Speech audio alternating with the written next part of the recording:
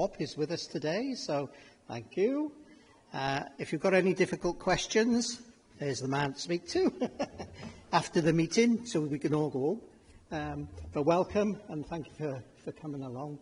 And obviously we've got Amy and the team there as well, so great to see you all. Okay, if we go to the agenda, then first item on the agenda is apologies for absence. Do we have any apologies? Councillor Reynolds, Rhys Corn was also given apologies, and Tanya Evans. Yeah, thank you, Taylor. Anyone else? No. Item 2 is declaration of interest. Don?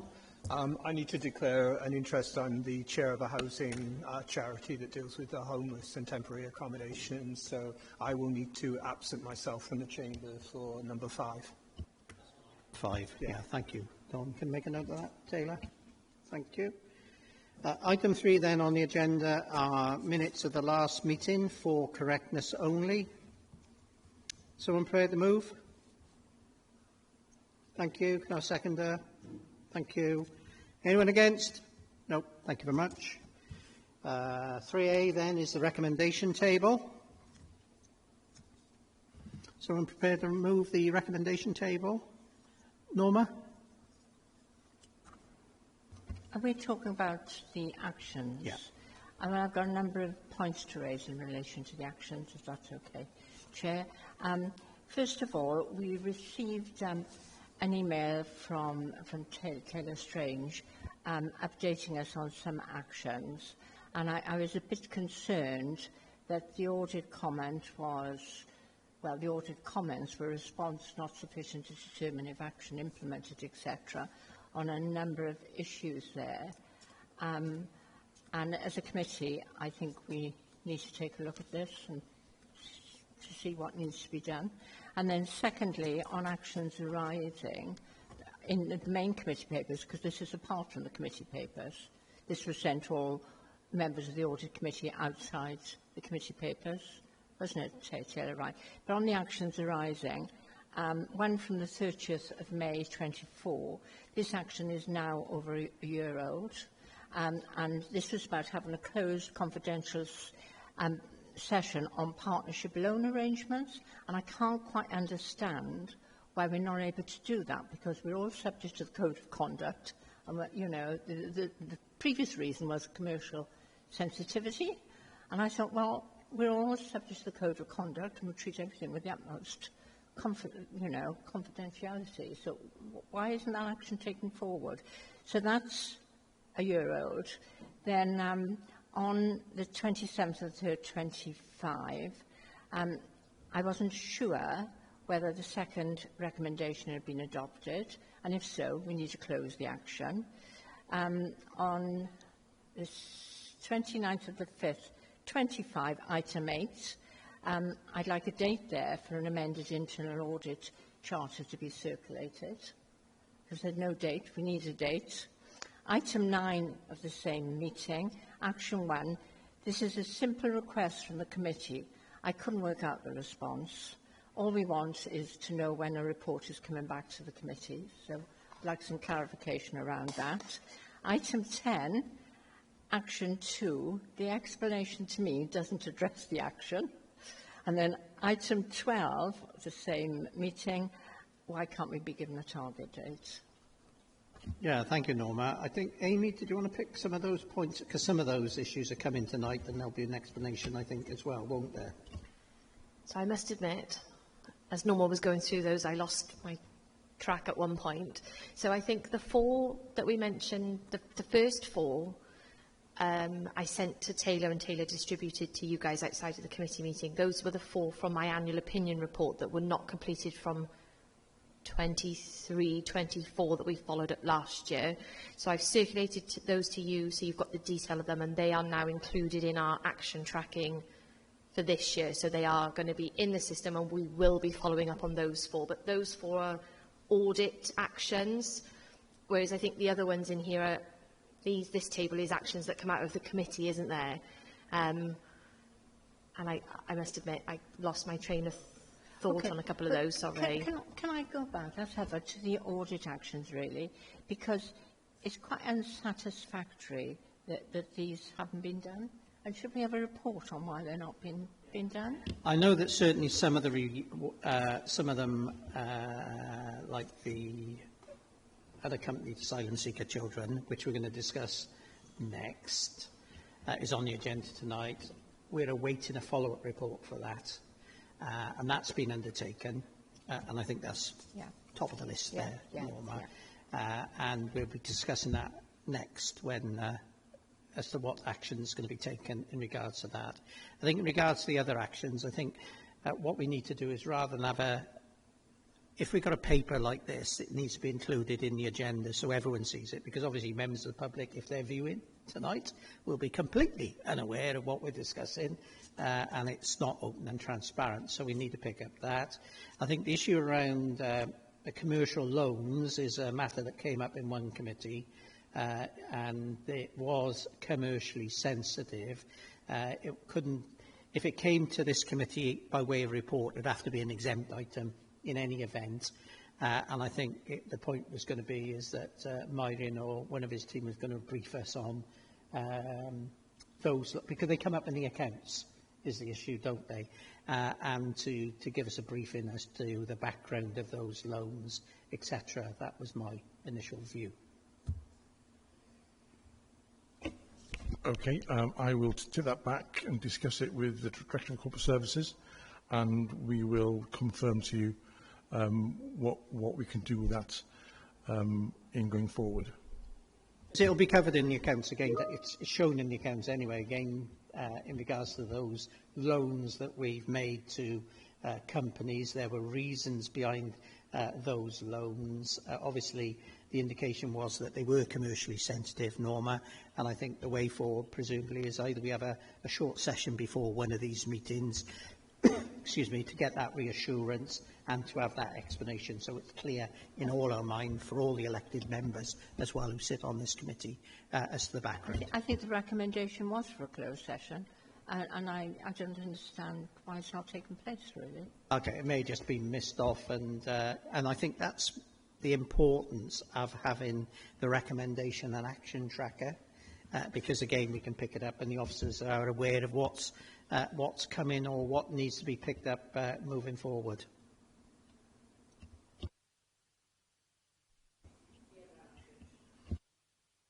Yeah, again, I think what we need is just an update at the next committee, Taylor, on those on that sheet you kindly sent out, where we're at, who's doing what, and picking up the points Norma made about who's doing it and what date, etc., etc. We can also include on the recommendation table the information that we send out, because obviously when we get it, we send it out to you guys as quickly as possible. But I see what you mean. We'll just include it on the actual recommendation table, so it's clear. Yeah, that's great, because it goes to the public. If someone wants to view it, it goes out to the public as well. I'll send you the list anyway, Taylor. Okay, thank you. Okay, anyone can I have someone prepared to move, please, the recommendation table? Thank you, Don. Can I have a seconder? Thank you, Norma. Anyone against? Chair. Oh. Sorry, it's me right here. I think Councillor Hall mentioned the speech about the committee being hybrid wasn't read at the start. Right. My apologies. I don't have the... I shall say it now. Obviously, the meeting is being recorded and will be available on the council website. Are we streaming it straight away now? Yes. So if you want to look online, you're already seeing all our beautiful faces. So we're here. If you've got a mobile phone, please turn it off to silent, and so that we have no interruptions. If you want to look at the papers, they're online. So if anyone interested out there, please look online. And obviously, we will transact business as we go through. Thank you very much. My apologies, Councillor Horton. Okay, next item on the agenda is the unaccompanied asylum-seeking children Imprest account. Jay. I hope you can hear me okay. Hello, Chair. Hello, members. I'll just quickly recap. I don't know if you remember, but the last time this was discussed at Governance and Audit Committee was on the 30th of May 2024. The Imprest account was presented as having limited assurance at that time, obviously identified that there were a certain number of significant weaknesses. Obviously, since that time, work has taken place to try and address the recommendations that were identified in the first audit. And at the moment, as you'll probably be aware, there is a re-audit currently being undertaken. It's almost at completion point. I think the key bit to share with you, I think one of the identified weaknesses was particularly around a central recording system being in place. I'd just like to confirm with the Audit Committee that there is in fact a spreadsheet in place, and actually there was a recent meeting taking place with the auditor, myself and business support.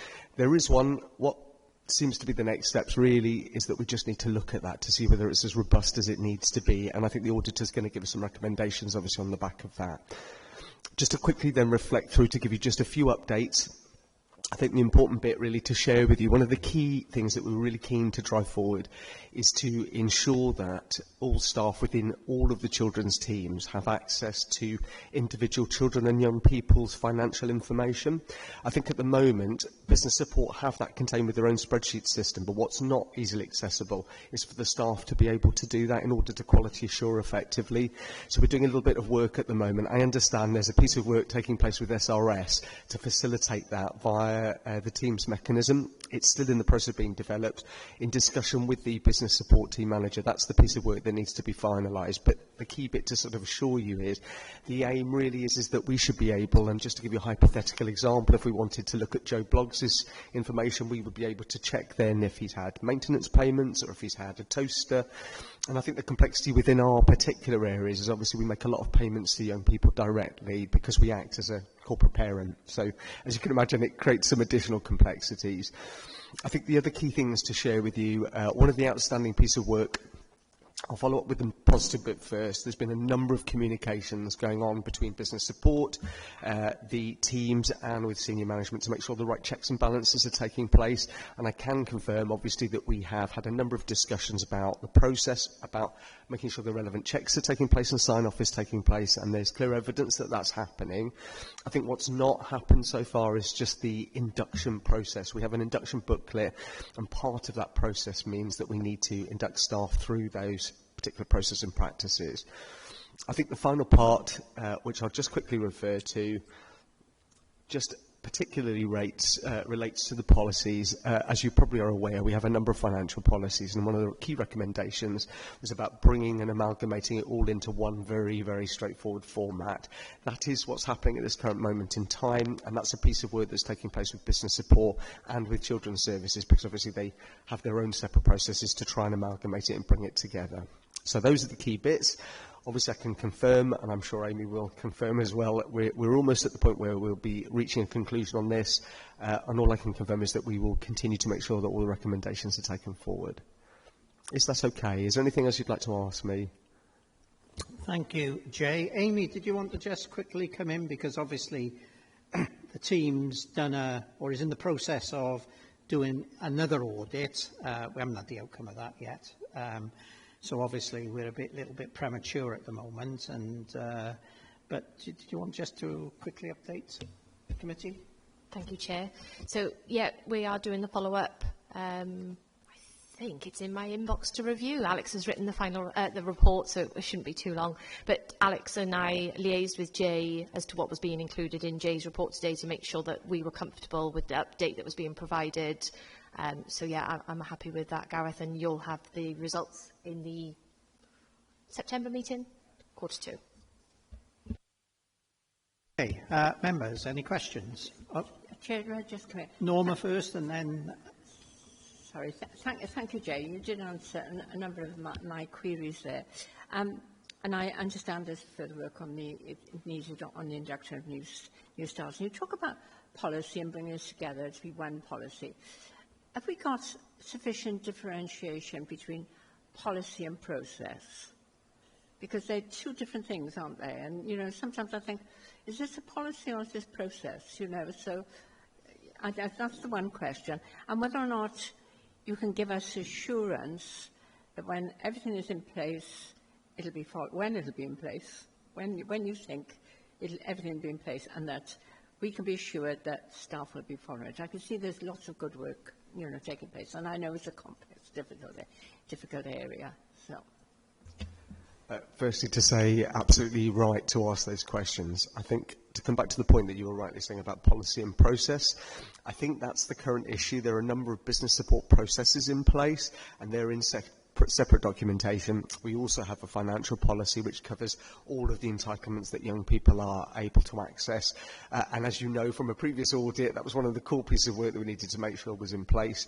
So it's really, absolutely rightly so, making sure that there's a clear distinction between the two. And it might be, just based on the question that you've highlighted, a conversation maybe with Amy and Alex, the auditor, would be about maybe we just develop a overarching process piece of work and then an overarching policy. That sounds rather necessarily trying to amalgamate everything into one, because I do think there is the danger it will potentially confuse people.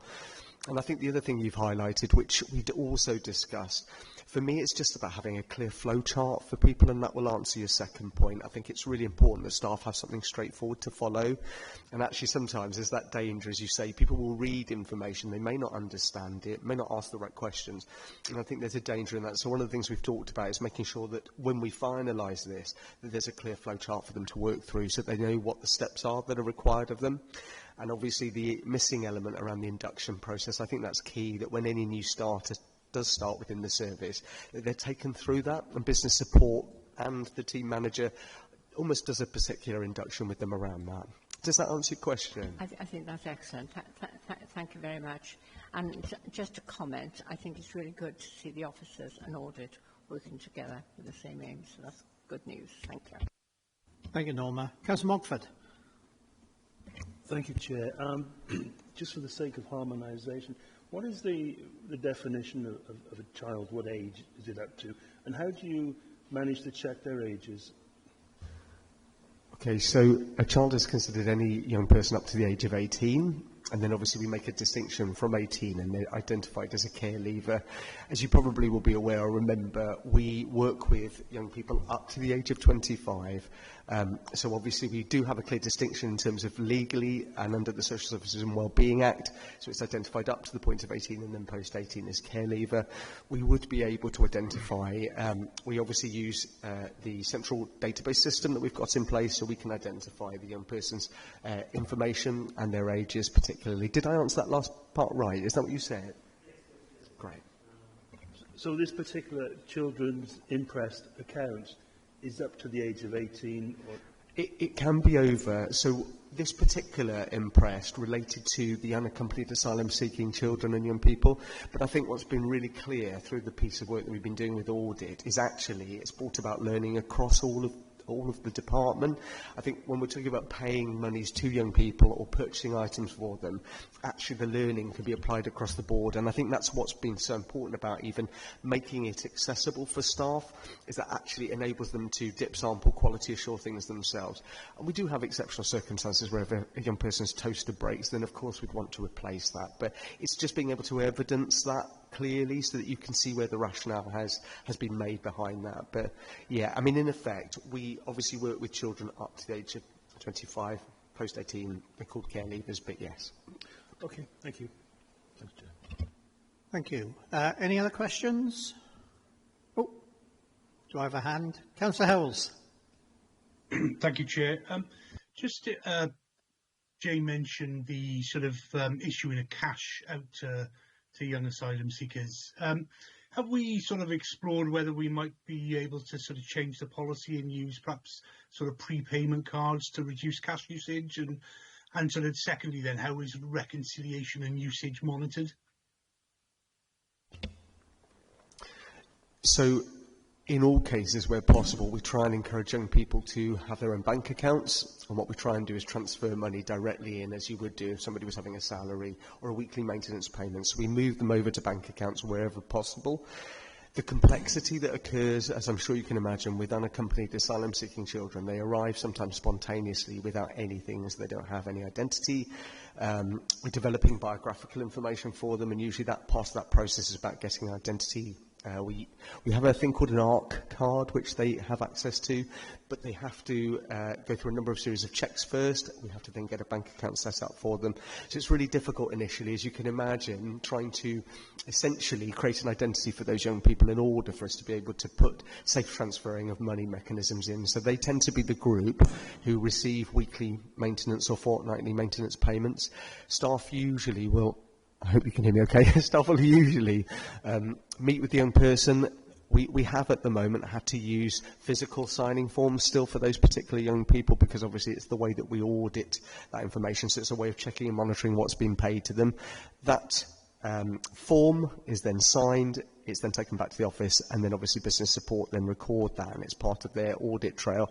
We've done our best to try and move away from physical paper documentation, but I think in this circumstance it's actually helped keep a track of this particular group. If there was a better way to do it, obviously we'd be exploring it, as you can imagine, but I think it's really key to say to you, I think what's always made it more complex is obviously the range of different needs that we've got with young people in this particular group. But yes, we have a number of checks and balances, hence also the desire to set up a central system which all staff can access so they can routinely monitor what payments have been made to young people. Because I'm sure you know what it's like, sometimes young people may always ask for a little bit more if they can, so it's about giving them the opportunity really to check those things out. Does that answer your question? That's great, thank you. Okay, there's no one else showing any questions. Any comments from anyone? No, quick comment from me then. Jay, it's always a pleasure to have you here, and it's pleasing to note, as always, the progress that you and your team are making in regards to this, and the working relationship you've now got with our audit team. So, you know, it's great that that's happening. Clearly, we're going to have the report from our auditors in September committee. And I would like to say, given that the comments in the one action log was that we're awaiting the report, that we have a follow-up report from yourself in January 26, which is 3 months off from when we get the report. Hopefully that's a reasonable amount of time, which is 3 months, and hopefully, you know, we'll be in a much better position, and you never know, we could release you then. But if you could, please thank your team for the work that they do. You know, there's a tremendous amount of time and effort's gone into this, and I think the committee recognises that. So thank you very much. I'll just put this, I think the recommendation is that we note the contents of the report and that we have a follow-up report in the January 26 committee. Someone prepared to move, please? Thank you, Councillor Jordan. Seconded, Dawn. Anyone against? No. Jay, if you'd like to go home now, you can. But thank you very much for turning up. Okay, next item then is item 5, which is the Audit Wales work programme and timetable update 25-26. And we've got Bethan online. Great to see you again, Bethan. So over to you. Thank you very much, Chair. Good evening, everybody. So this is our regular work programme update. I just need to draw to your attention that normally we put these out quarterly. We're now going to be switching to 6 monthly. So the next one of these will come in December of this year. I'm going to take the report as read, but I will highlight a couple of areas just for your information. We have a local piece of work on environmental health services, which is underway but is coming to a close now, so you should expect to see that in a near future committee. We're currently scoping our piece of work on scrutiny arrangements. I think draft project brief has gone out for comment, but we'll be undertaking that work over the next few weeks. We are currently planning our thematic review on recruitment and retention, but that will be across all local authorities, just to give you a little bit of information on that one. And we're also doing some scoping around disabled facilities grants. We've asked the council for some information on that, just to get some initial information to underpin the project brief. If I take you a little bit further down onto the national studies, you'll see that the temporary accommodation report has been published, so you should have all had a copy of that. And further on in the report, you'll see updates from our national studies work, Estyn and CIW. I'm happy to take any questions on the performance work programme update, Chair. Yeah, thank you, Bethan, for that. Hopefully all members will have read the report. So open for questions. Norma. Thank you, Chair. It's not a question for Bethan, really, and it's in relation to Audit Wales' report on temporary accommodation. I just wondered whether anyone here from the Council would be able to say the extent to which Newport accepts the recommendations made in the report as it applies to them, and do the recommendations change the direction of travel for the Council, that what it has been taking, or, you know, or is this going to change the direction of travel for the future? I'm conscious there's probably not anyone here who could answer those questions. So, sorry, Paul, can you answer those questions? I can't answer those questions, but what I can say to the committee is that the report has been shared with the Head of Service for Housing. It's available online by Audit Wales, so anybody can access the report online. No, not yet. The report will be shared in due course, but because the report's only just been published by Audit Wales. So the report is currently with the Head of Service and they're reviewing the report's findings and the recommendations. So they will be coming to a future audit committee. Okay. That's fine, if it's coming to a future committee, because I think there are some issues there of concern to us. Thank you. Are there any other questions? Bethan, can I ask, is the Reviewer Scrutiny Committee all 22 authorities in Wales? Is it a national? No. So do we know which authorities are going to be?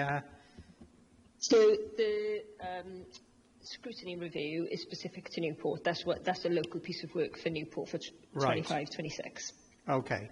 And again, I'll just pick up that point there. Given that there was a report in 2019, which presumably came to the authority, I would just hope that we've picked up the recommendations from 2019 in addressing those recommendations, so they're not picked up again. So thank you for that. Just picking up the point in regards to the temporary accommodation report. It'd be good to see that clearly put, as we normally do. It will be good to see what the management response is in regards to that, because that's very important, because as we know, temporary accommodation is a big issue in Newport because of its demography and its makeup of population. And I think the point Norma's made is it will be interesting to see whether that's changing. The report will change any policy or direction of travel or whatever. And the other question I'd have is any of the other committees looking at it? Is it an issue for scrutiny committee to look at it, because it is a big issue within certainly this council, as we've heard in the past? Yeah, thanks. The Head of Housing's on holiday this week in any case, so we've had this conversation.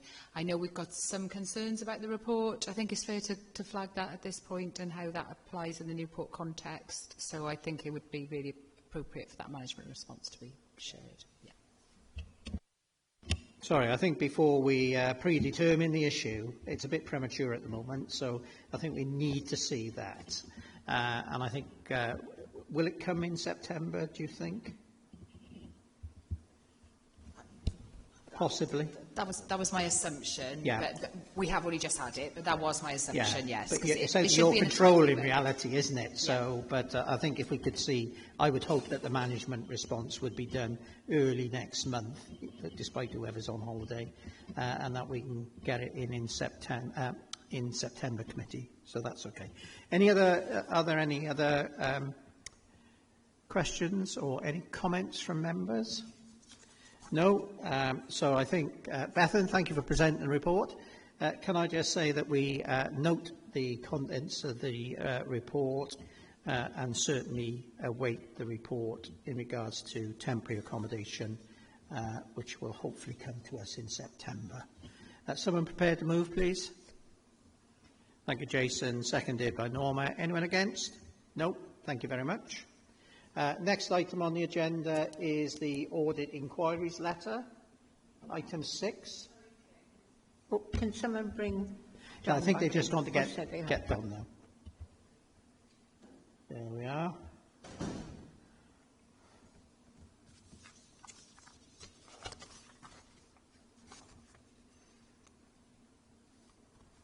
Welcome back, Don. Bethan, is this you again? No, who's No, dealing? this one's not for me. Who's dealing with this then? This is finance. It should be your officers for this one, and the inquiries letters, the responses to the... I have shocked relevant faces in inquiries. this chamber. Myrian. Apologies, Chair. We must have missed some communication with the auditors on this one. This is the annual audit letter. It accompanies the assurance that they need as part of the audit of the financial accounts. And the document here sets out the questions that they ask of us, and the assurance that we give them on a number of the questions that they ask us. There is little to no change in the responses that we've got, but that is because there are no changes, and that's perfectly appropriate. Thank you. Okay. Thanks, Myrian. Any questions? Norma. I've seen this in relation to other authorities as well, this report. And I was going through this report, and as you say, Myron, there were no changes. And it was virtually script for script last year, this year, exactly the same. And it just raised a bit of a question in my mind. Are we assured that nothing has changed, that everything is exactly the same as it was last year? We've written that because that is the case. What can I say?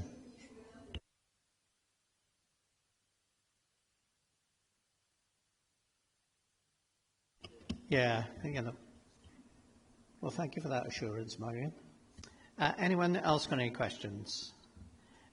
Obviously, there are some issues which are raised within the letter, certainly in regards to fraud, which is a big issue for us, or was a big issue for us in the report, and the response, again, is similar to what it was in 23-24. It is, again, on 24-25.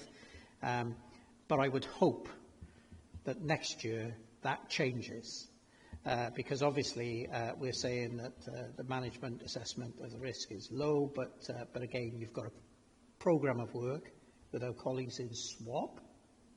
Yes? So I would hope then at least some of the narrative would change next year in regards to those areas.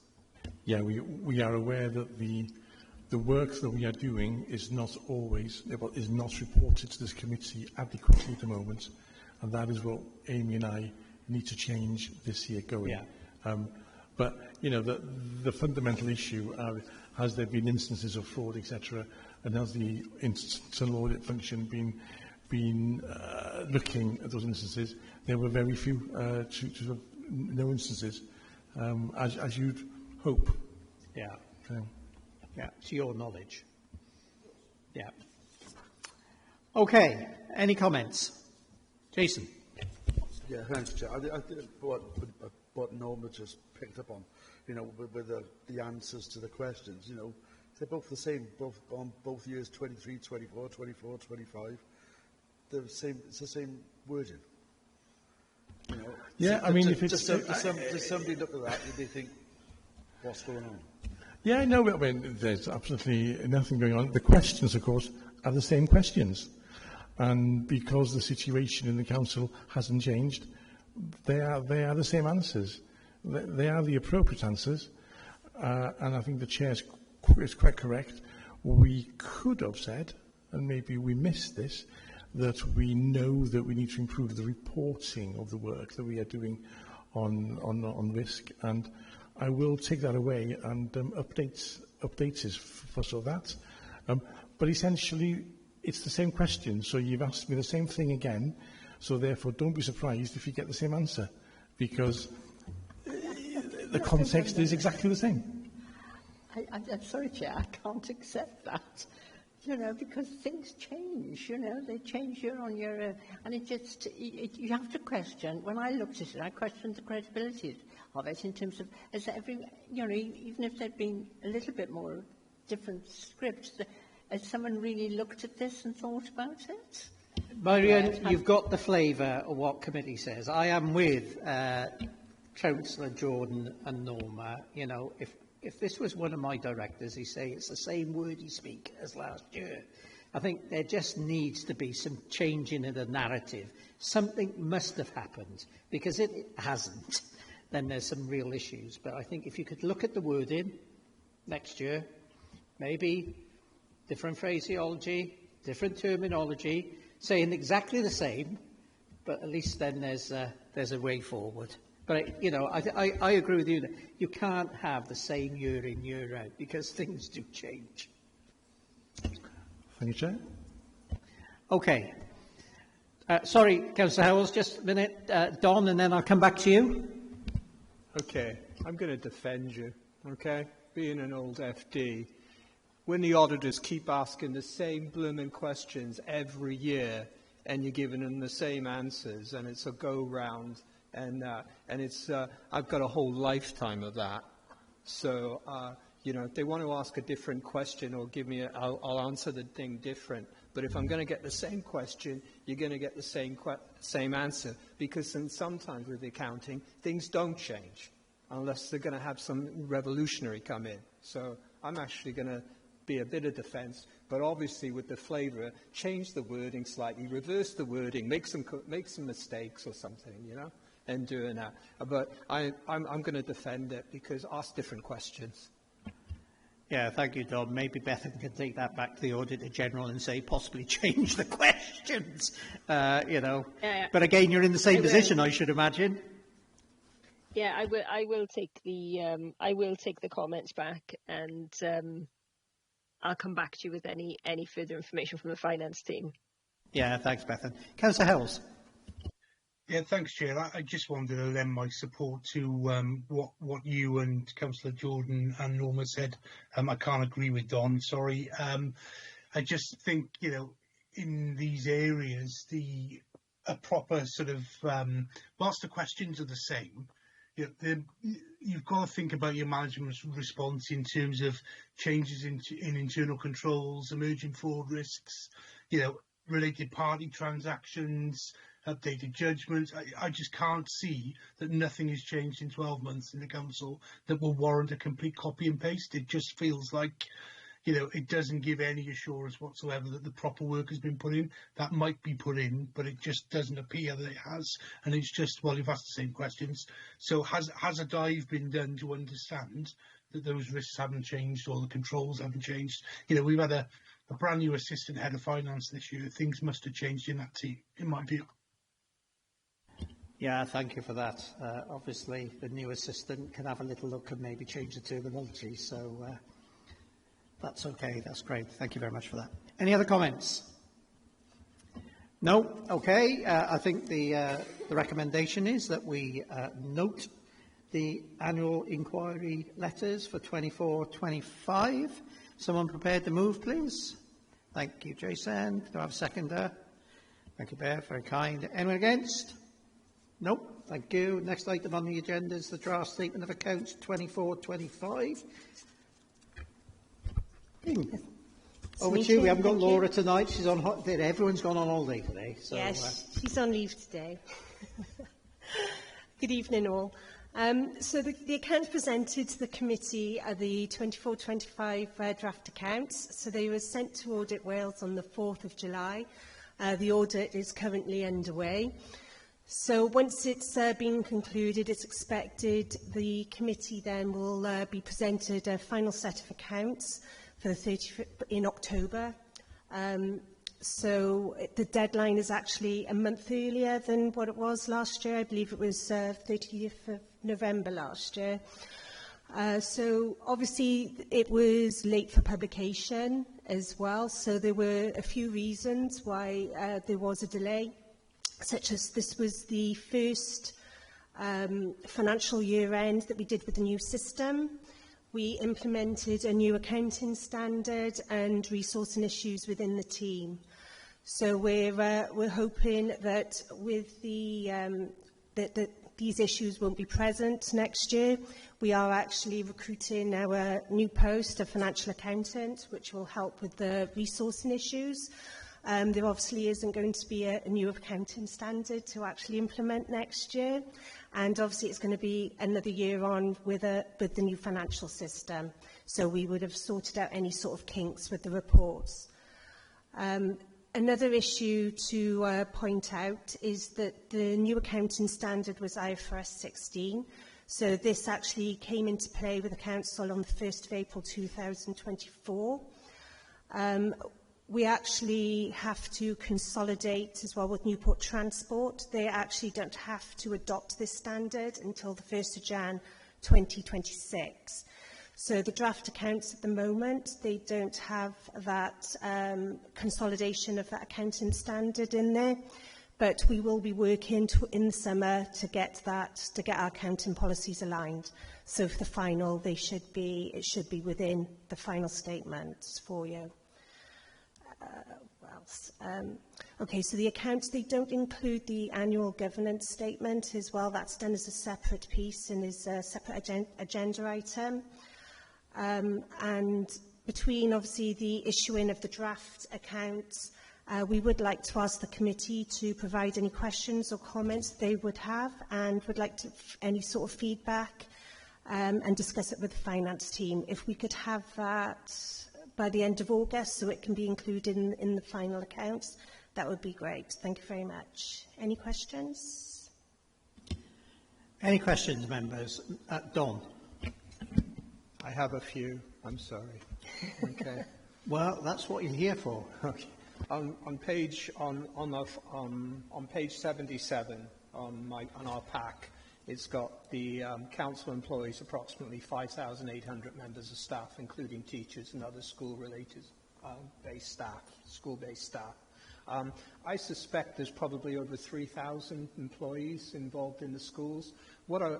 My question is, why isn't that shown? Because we can specifically put the number of people who are employed in the schools there, and then that would give a better transparency for the citizens of Newport and people who are looking at these accounts as to all the other services are provided by quite a small number of employees. So the question is, why don't we actually state the number of the employees who are actually involved in the schools?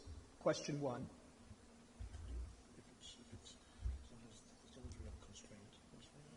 Yeah, we can do, yeah, if as long as we're not constrained by that, but yeah, we can include that. Okay. Oh, okay, do you want me to keep going? Okay, sorry. On page 78, starting from the top of the page, you've got the paragraph, when in education services, the council made good progress. And then the next paragraph is the creation of the local authority trading company, LACTO, arrangement to deliver the services. And then the next paragraph is the regeneration of the city centre. Is that in a logical order? Okay. Because the way I'm reading it, it almost seems like LACTO's involved in the education services, which I'm not sure. I would have thought that LACTO might have been involved in the installation of heat pumps and solar panels, which is the paragraph before. We can take a look at, just to make sure they're separate issues. Okay, question 3 now, and I feel really sad about asking this question, so I am sorry. Okay, on page 152, you've got the termination benefits, and what you've got is, in terms of the total cost of the exit packages, you've actually got them against the price range and doing that, and the ones for the year, the previous year for 24, when you divide the total cost of the exit packages by the total number of employees, they actually fall within the bracket. When you look at the current year to 25, the maths don't work out. Okay, so to give you an example, with it, you've got 6 employees in the 40 to 60,000 range. total amount paid out was 212,597. Divide that by 6, it comes to 35.3, which is less than 40. Yeah, we'll just have to take a look at the working paper for that. Okay. Question 4. This is a nice one. Okay. On page 159, you've got the city deal accounts for 2023-24. Sorry, which page of the accounts Sorry. would be helpful? This is on... What? Page 89. Oh. It's page 159. 159. 89. Okay. On page 89, then, the city deal accounts for 23-24 are not yet received. That's correct. We still haven't received those to date. Why? I believe that Audit Wales is still doing some work on the 23-24 accounts and finalising them. Okay. Are you surprised at the delay there? I'm surprised. Or am I missing something? I'm just being naive, obviously. Obviously they're late, but they've been late for the second or third year. So are we surprised? No, because it's happened before, and we are kept up to date with how they are working with Audit Wales to move that on. So we're not surprised because we've been kept abreast of things. Is it a problem? Yes, of course it is. And the CJC is working with Audit Wales to resolve the position. Will it have an impact on our accounts and all the other accounts? It might do. And that is still an ongoing conversation. Okay. Marion, I agree with you, because for me, like, I've only been here nearly 4 years now, and this just seems to be like an alarming annual trend, you know, So and it doesn't seem to be changing. So my understanding is that they're hoping to have been caught up by this autumn. Yes, I attended a meeting this morning. The plan is for the 24-25 statement to be completed by August, and then audited September, and then signed off in October. Thank you. No more questions. Norma. Chair, there was reference to whether we had any comments on the draft annual governance statement, but that's the next agenda item, so we deal with that separately. Yeah, okay.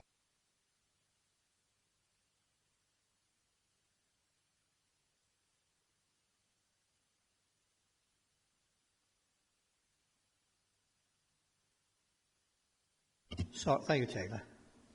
I've got a quick question on the same point of page 89, but it's not the Cardiff capital region. I'll deal with that later in comments. We've got the council also participates in 4 joint ventures. Now, I'm just wondering whether the terminology is right here, because, and I just want some clarity at some stage, you've got the limited companies, which presumably is the Education Service and Norse. You've got pooled budgets, but you've got joint ventures. Are the joint ventures joint committees? Because a joint venture means that you're in a relationship with someone else to deliver something, etc. A joint committee is a formal arrangement where this authority delegates its functionality to some other body. That's obviously an error there. Yes, we'll need to update that. So thank you for sorting that. No, that's okay. Obviously, the figures are quite interesting, I think, in there. Certainly in regards to the Education Service, 23-24, it was £843,000, I think it was. And last year, it was only £156,000. That's a huge, because they deal with your standards, don't they, and school improvement. So that was interesting. Now, there's some other interesting, obviously, bits in it where the figures have dropped quite substantially. Obviously, I don't know why, because I should imagine you're getting the same education service, but, you know, if you're getting it for £156,000, then you may be well getting a good deal on it. Can you just have a look at that, Myron? Would you mind? The other thing is, and again, it's not a question for you as finances, it's a question maybe for Mike, I see Mike's online, is can I just ask at some stage, can the committee be told where these committees report to? So where do the joint committees report to? Which, does it report to the executive or does it report to council? And where is the scrutiny? Well, they're an entity in their own right. They're a statutory creation, so they've got their own scrutiny committees, they've got their own chief executive, they've got their own monitoring officer, their own 151 officer. Obviously, in terms of scrutiny, the decision-making meetings of those organisations are attended by the leaders of all of the participant councils. So that's kind of where the answerability is, and obviously also they're funded by the participant councils under a 5-year agreement, I think it is. So yeah, it's not those, Mike, it's the joint committees. I understand the CJC. So if you've got a joint committee, which is the Gwent Joint Records Committee or the Great Gwent Crematorium Committee or Project Waith, where are they reported? Because lots of those haven't got their chief exec. You've delegated your functions to them as a committee. So I'm just asking, where do the committee report back to? Where do the minutes of this meeting go? And where does, maybe the business plan or the budget go? Which does the executive see it or does the council see it? Because it's a committee of the authority, in theory. Well, the Gwent Crematorium Committee, it's a multi-council committee, and I think each council, or I know each council in Gwent appoints 2 members to it. Yeah. Do you want some time? I don't want to put you on the spot now. Do you want some time to think about it? I've raised this issue in another place, in a different place. I've also raised it with Audit Wales about, I think, a lot of these committees are going under the radar. And therefore, either the executive or the council or the opposition of the council are not completely aware of it because people see them as their own entity, but they're actually a joint committee of the authority. It's where I'm telling you how to suck eggs, and I apologise for it, but it's where the council delegates its function in regards, presumably, to the records to that committee, but it needs to report back to the council because it's the same as if you had an appointments committee, those minutes would come back. The Governance and Audit Committee comes back to the Council. So where do they come back and where's the openness and transparency on them? Well, the minutes are published on the website of the host council. So, for example, the Gwent Crematorium Committee is hosted by this council, and therefore this council prepares the minutes of those meetings and publishes them.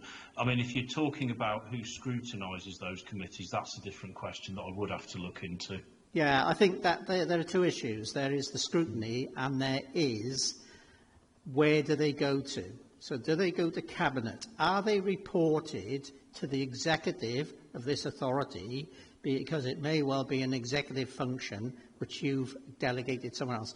Can I just ask for you to look at it and maybe provide a report for us? Yeah, certainly. I mean, the brief answer to that is no, not so far as I'm aware. But yes, I'll look into it and come back to you for sure. Yeah, that's very kind. Thank you. Okay. Apart from that technical argument, I apologise. Are there any comments? Okay, I'm going to make a comment. Oh, go on, Dom. This is on page. So I don't know what your page is going to be.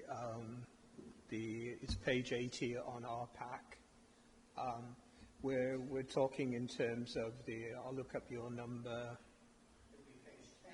page 10 of your pack. When we're looking, this comes up every year in terms of because in Newport we have a significant number of Band D properties, which obviously have an impact on the ability for the council to raise council tax. And the comment is, and I made the same one last year, is I think it would be really good if we had a table showing the percentages of the properties in Newport against each band and comparing them with the national UK average, because you're mentioning in the narrative is that, you know, in terms of it has a negative generating ability when compared with councils across the UK. So I would have thought, for transparency, showing Newport against the UK averages, which you're referring to there, would be very transparent and would be quite, and an image would be very powerful. End of comment. We'll take that away and we'll look to see if we can get that comparative information. For you should do it on your annual budget when you set the budget anyway, don't you? Is that you say these are numbers, band A, band C, B, C, D, and use the uplift this last financial year or whatever. Yeah, that bit's fine. That's available. It's the comparative. It's the That's okay. That's what we need to just look into. Yeah. All right. Thanks, Marion. Councillor Howells, I'm sorry, I seen your hand up and then it went down. Yeah, my question was picked up. So that's okay. Thank you very much. Are there any other comments? No. Okay. I shall just make a comment in regards to what Don has said and the point raised about the city deal accounts. My view is the same as Don's. Okay, it's just not good enough, you know, to be in a position 3 years on and they can't get their accounts sorted. You as a local authority have had it pulled back a month after a month after a month. So we had July last year, we had August the year before, or whatever it is. We're on the 30th of June this time. I'm told we're not going to May yet, but that may happen. And the city deal can't get their accounts sorted, and they've got very limited number of functionality in regards to what they deliver. And I don't think it's good enough. And my suggestion to committee, should it wish to accept it, is that we write firstly to the Auditor General and express our concern that the accounts again this year have not been delivered, and therefore we in Newport are obviously having to make assumptions of some kind, and that we send a second letter to the Chief Executive of the Cardiff City deal, or the Joint Committee, expressing our concern again. Now, that can come, my suggestion is, from me, as Chair of Governance and Audit of this authority, so it keeps the officers out. But I think it isn't good enough. If the elected members in this council thought that Myrion and his team were going to be 2 or 3 months late in delivering the accounts, it wouldn't be acceptable, would it? So why should we, as a council, accept it from the city deal? So, shall I go to the recommendations then? So my recommendations will be, I've got to get to the accounts now. Firstly, obviously, that we haven't got a covering report on this, that we note the draft statement of accounts and their submission to Audit Wales, which is on the 4th of July. Secondly, that Chair of the Governance and Audit Committee write to the Auditor General and the Chief Executive of the Corporate Joint Committee, expressing concern that their accounts again this year have not been delivered on time. And again, leave it at that. But it does have, and I think we discussed it discussed in another authority, the Auditor General has written to one authority, said it could be a misstatement in the account shortly because of the value of it, and it was raising concern. So if he's raising concern, I think we ought to raise concern. Yeah, it is becoming more material every single year, and there will come a point when the auditors will not be signing off our accounts. Yeah, exactly. I mean, thus far, it's not been... Or you may get a qualified set of accounts, wouldn't you? Yeah, I mean, the reality is that we would just park it until we've got the accounts. Yeah.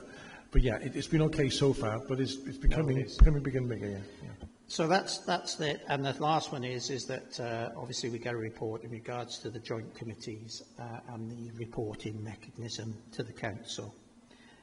Councillor Moffat. I support that, Chair. Will you be asking for a response to your letter, or will you be asking for them to note it? No, I'll ask for a response. Thank you.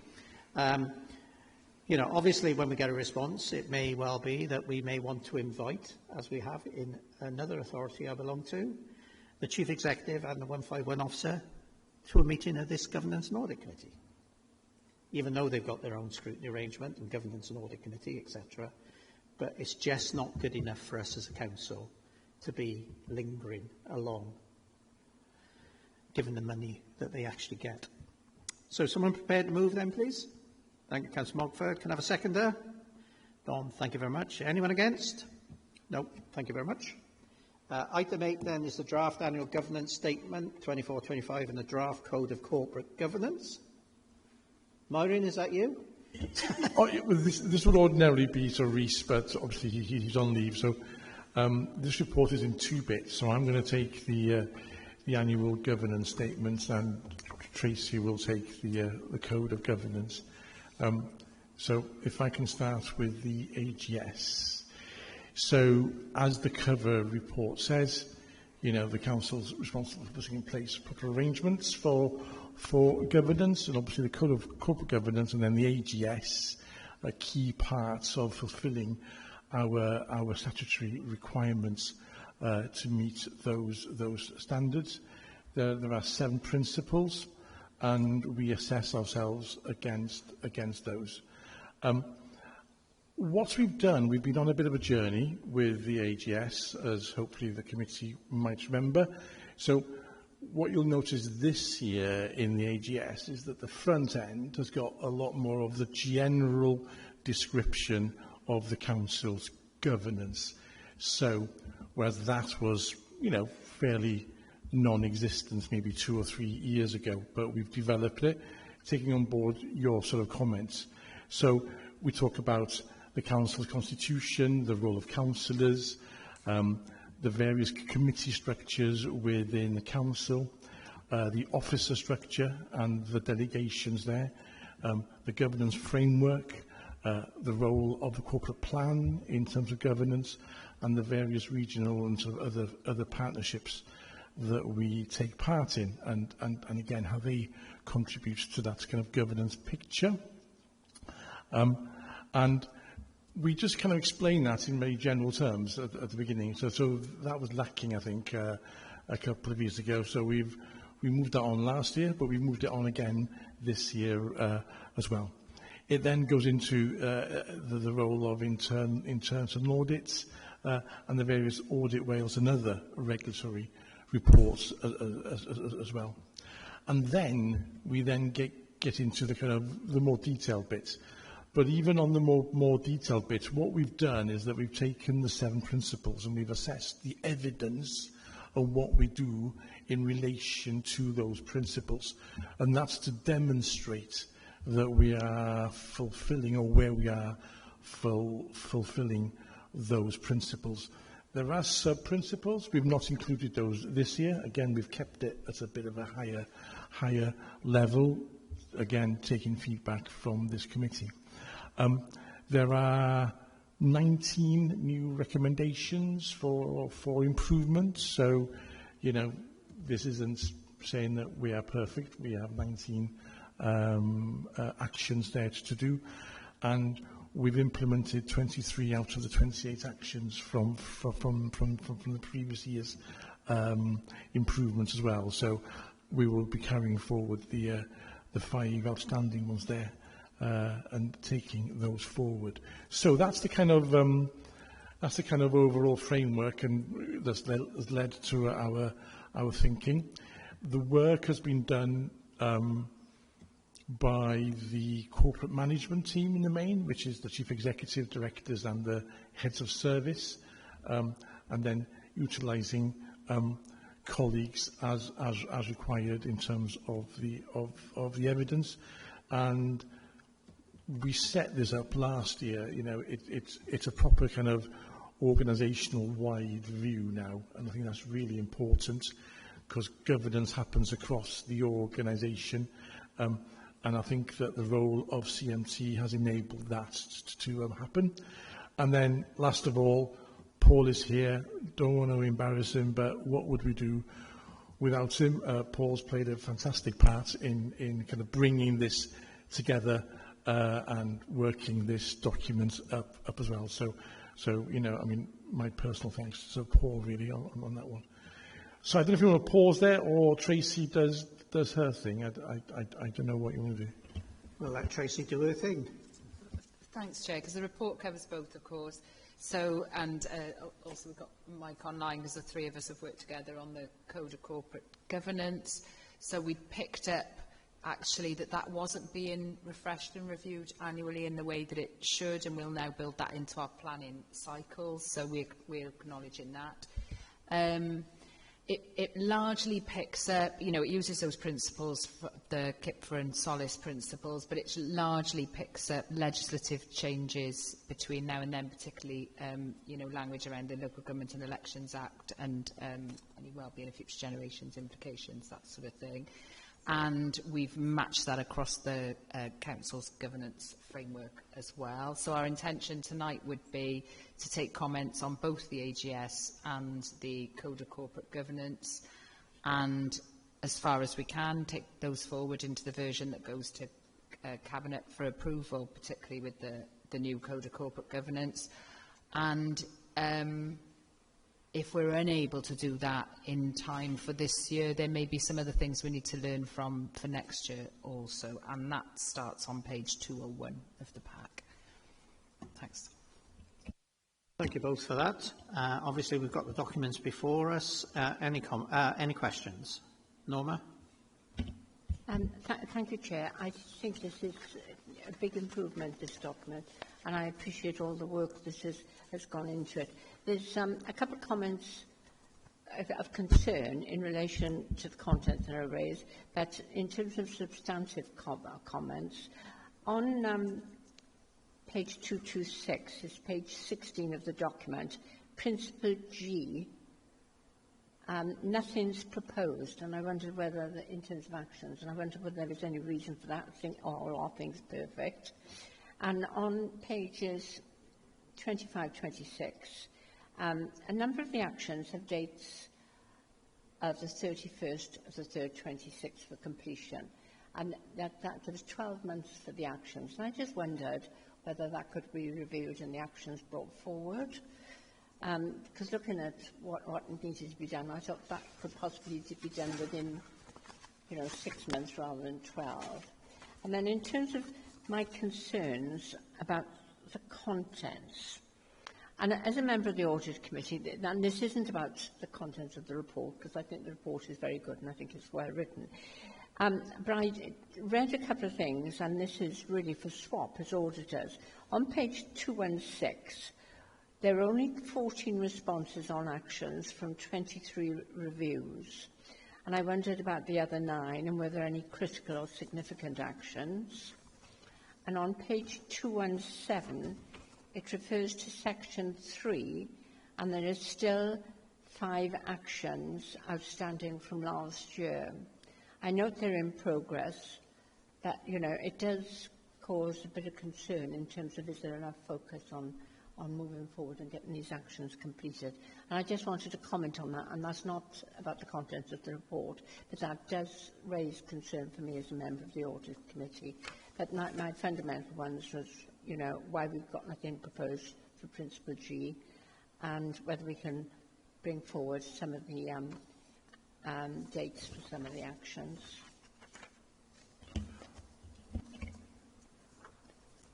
Thanks. If I start with Principle G.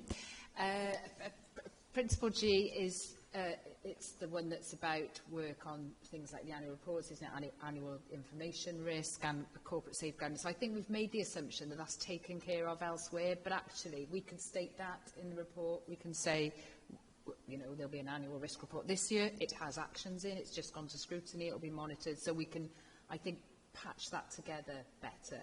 They're not new. They're actions that are recorded elsewhere and embedded, but I think we can do better with that. I don't know what to pick up the next bit. Yeah, that's fine, and we'll also take forward those dates as well, and we'll go back to our colleagues to just to see what's kind of what dates are reasonable. Yeah. No, I get your points. I get your points. Any other questions, Don? Yeah, I just want to go back really to one of Norma's questions because it's one of mine, and again, it's just on page 20.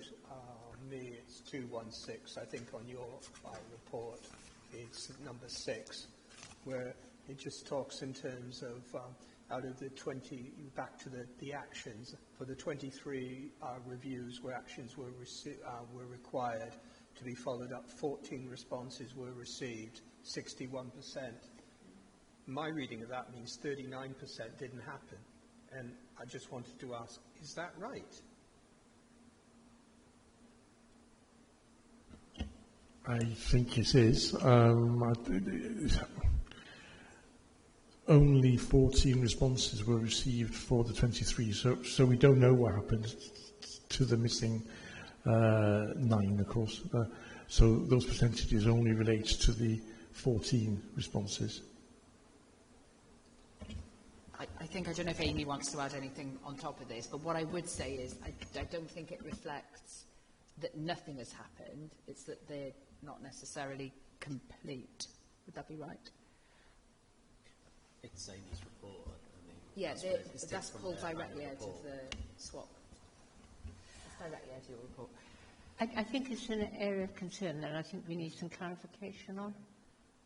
Because when you read it, and I thought, are any of those significant weaknesses? We don't know. So could we mark that as an action that we get some clarification?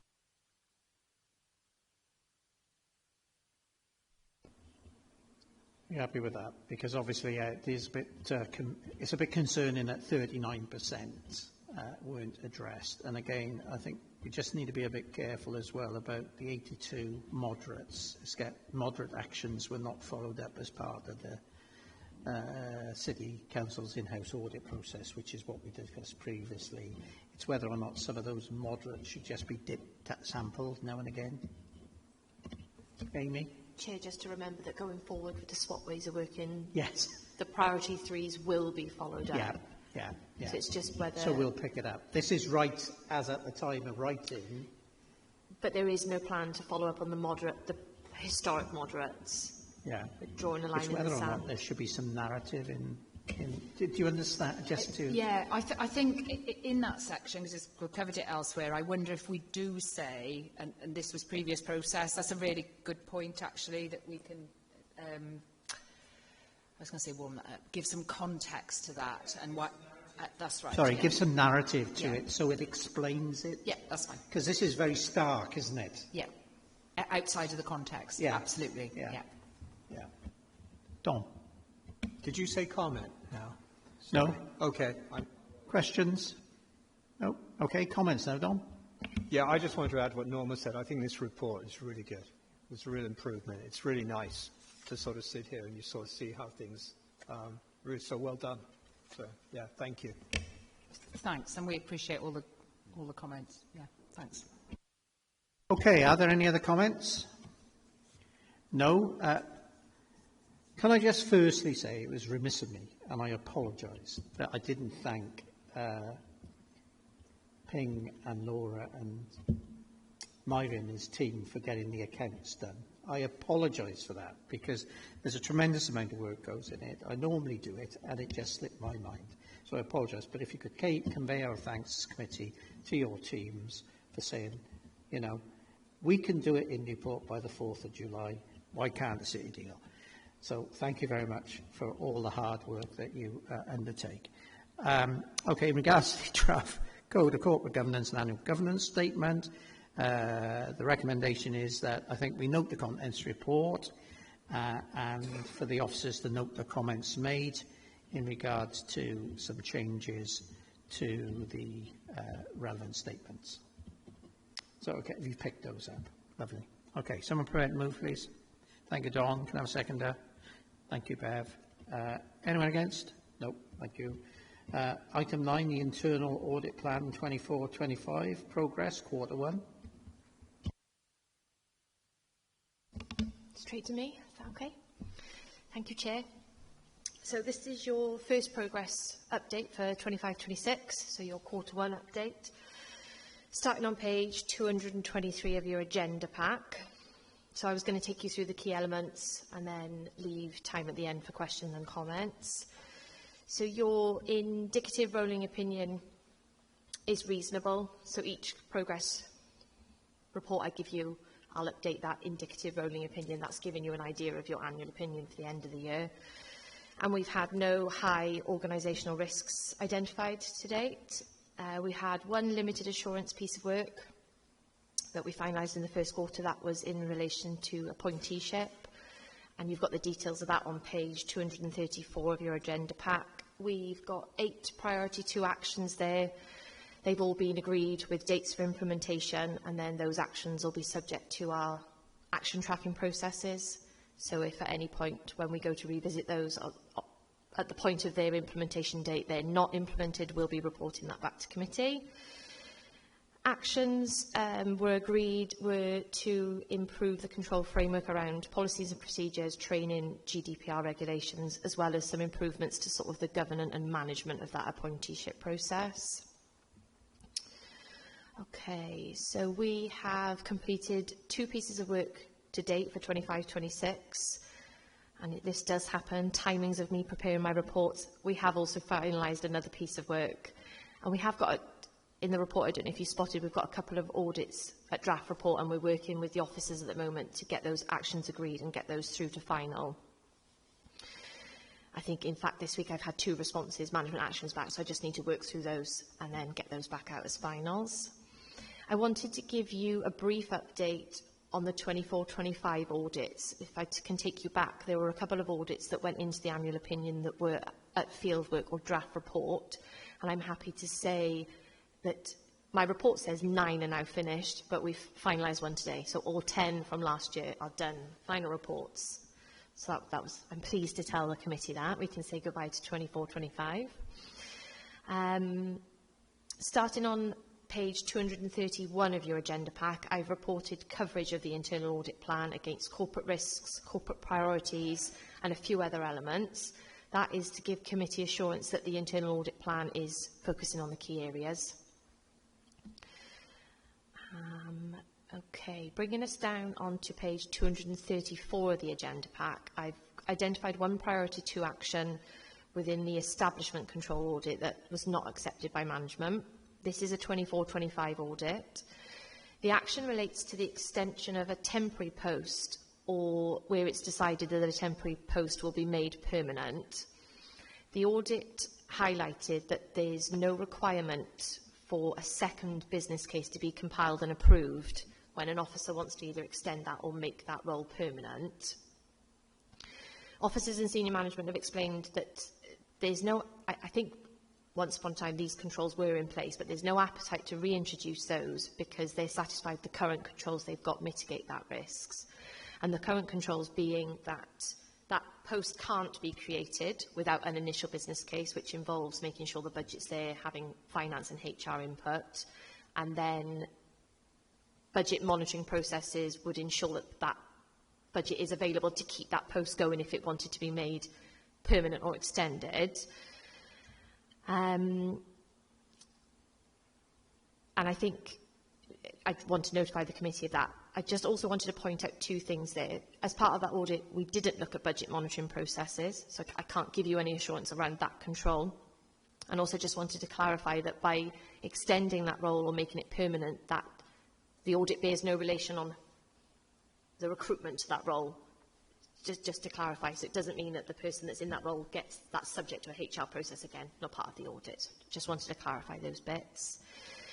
I think being pragmatic here, redrafting a full business case doesn't seem like an efficient use of time, but I think there's still a risk there that in the current financial climate that extensions or conversions to permanent posts potentially may not be sort of re-evaluated with the correct level of governance. Okay, bringing us on, we've got some figures in the report around quality assurance for our post-audit questionnaire. That feedback's looking really positive at the moment, although I just did want to flag there is only 3 responses back. Obviously, SWOT's new as of April, so hopefully as the year progresses now we'll get more of those post-audit questionnaires back to show that feedback. Action tracking. This is still a work in progress. We've collated all of the previous Newport City Council actions, data quality, been through them, make sure they've got all the relevant fields to be uploaded to our system. So within a week or so, they'll all be in, and we will start that process. And we're going to have a bulk. We're going to start for the ones that are most overdue their date, but they will be overdue their date because obviously they're last year's, but we'll focus on the ones that are overdue to clear those down. And then finally, the counter-fraud arrangements, something that the committee were keen to see. Page 237 of your agenda pack gives you an update on some of the counter-fraud work we're doing. We've got a number of proactive frauds underway. Sorry, not frauds, my fault. Proactive audits underway, carried out by the internal audit team, but we've got the counter-fraud team. I've scared everyone now, guys, sorry. Proactive audits. Got a number of those on the go. But the internal audit team are doing them, but we've got the counter-fraud team dipping in, reviewing the work and keeping a close eye on those. We have got one investigation in progress at the moment, so the rolling plans allowed us to add that in. That's been agreed with the head of finance, and that's in the midst. So at this stage, I can't really report any further details to committee. I've given you an update in there as well around the Audit Wales actions, because I know that was something that you were keen to see. So I've given you an update to the 2 actions, but I just wanted to assure the committee that the detail behind that, there was a level more detail. We're working on that with Myrian, and as part of the annual fraud report that will be done, it'll have that detail in. And that's it from me. Happy to take your questions and your comments. Thank you, Amy. Thank you for the, again, first comprehensive report. So, and again, look forward, as I said previously, for working with you as we go forward. Any questions? Don? Yeah, I've got one, Amy. On our pack, page 242, you've got a lovely little diagram, where we've got limited, reasonable, and substantial. Your white line scares me. I'm about 25% away from limited, and I'm about 75% away from substantial. Should I be concerned? Or is it going to get better? Or is this my lot? I don't think you need to be concerned. Obviously, it's very early on in the year. The 2 pieces of work that are complete, we've got a limited, and I'm just testing my memory now. I think it's a grant certification. So it naturally, just by those numbers alone, it's going to pull it down. But I popped in the report that I have taken into consideration the work that we've got, a draft report and field work. I don't think there's anything to be concerned about. I think beginning of the year, I think that's an okay position to be in. Thank you. And I probably should add that SWAP are reviewing some of our processes and so forth at the moment. Just a little caveat, we're always working on our continuous improvement and how we show things, and I think this dial is one that's up for grabs, so there might be a little bit of change there. Okay, thanks, Amy. Any other questions for anyone?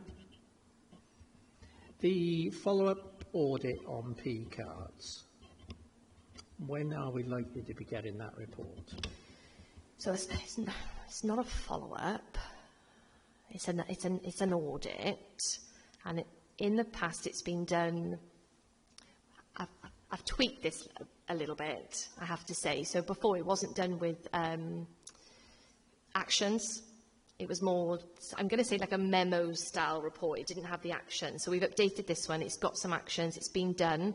So we can get that to you in the next progress report.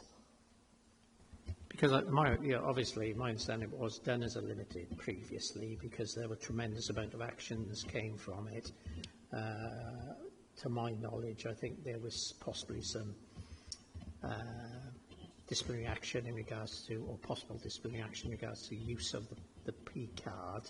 So I just hope that we're in a position whereby we've learned lessons from the last time it was done to where we are now. Because I think the indication is if we're in a position whereby we're repeating similar errors, misuse possibly, or whatever, then the likelihood is that we'll have the director and head of service in to answer, because I know the council policies and procedures were addressed and changed if I go back in my memory that far. So that will be interesting. Chair, Marion and I have talked about potentially providing some continuous assurance in this area. So rather than sort of leaving it 12 months before we do this again, we might actually do some quick and dirty pieces of work on a rolling sort of plan to make sure that we can get these addressed. Good. The second one is in regards to, I know there was officers were nodding here, in regards to the temporary post being upgraded to a permanent post, and obviously the business plan being done for a temporary post, and then no requirement to do it again, provided there's presumably funding in the budget to make it a permanent post, and therefore your recommendation wasn't accepted. I think for me, I would rather, when you report it on that basis, to say the recommendation wasn't accepted because of whatever the reasons are. Because I think if there's a delegated power in the scheme of delegations, if there's an agreed process, which council's agreed, I think that would satisfy it more and give us the assurance more as a committee, rather than just a statement being made. So it's that background information to justify the decision.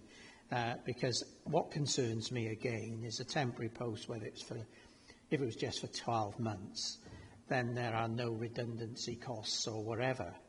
To my old HR knowledge, I think it's 2 years now, or it is 2 years, isn't it, for redundancy. But once you make it a permanent position and the person's in post, have all those costs been taken into consideration? Because they wouldn't have been for the temporary post. And people in this room would know better than I.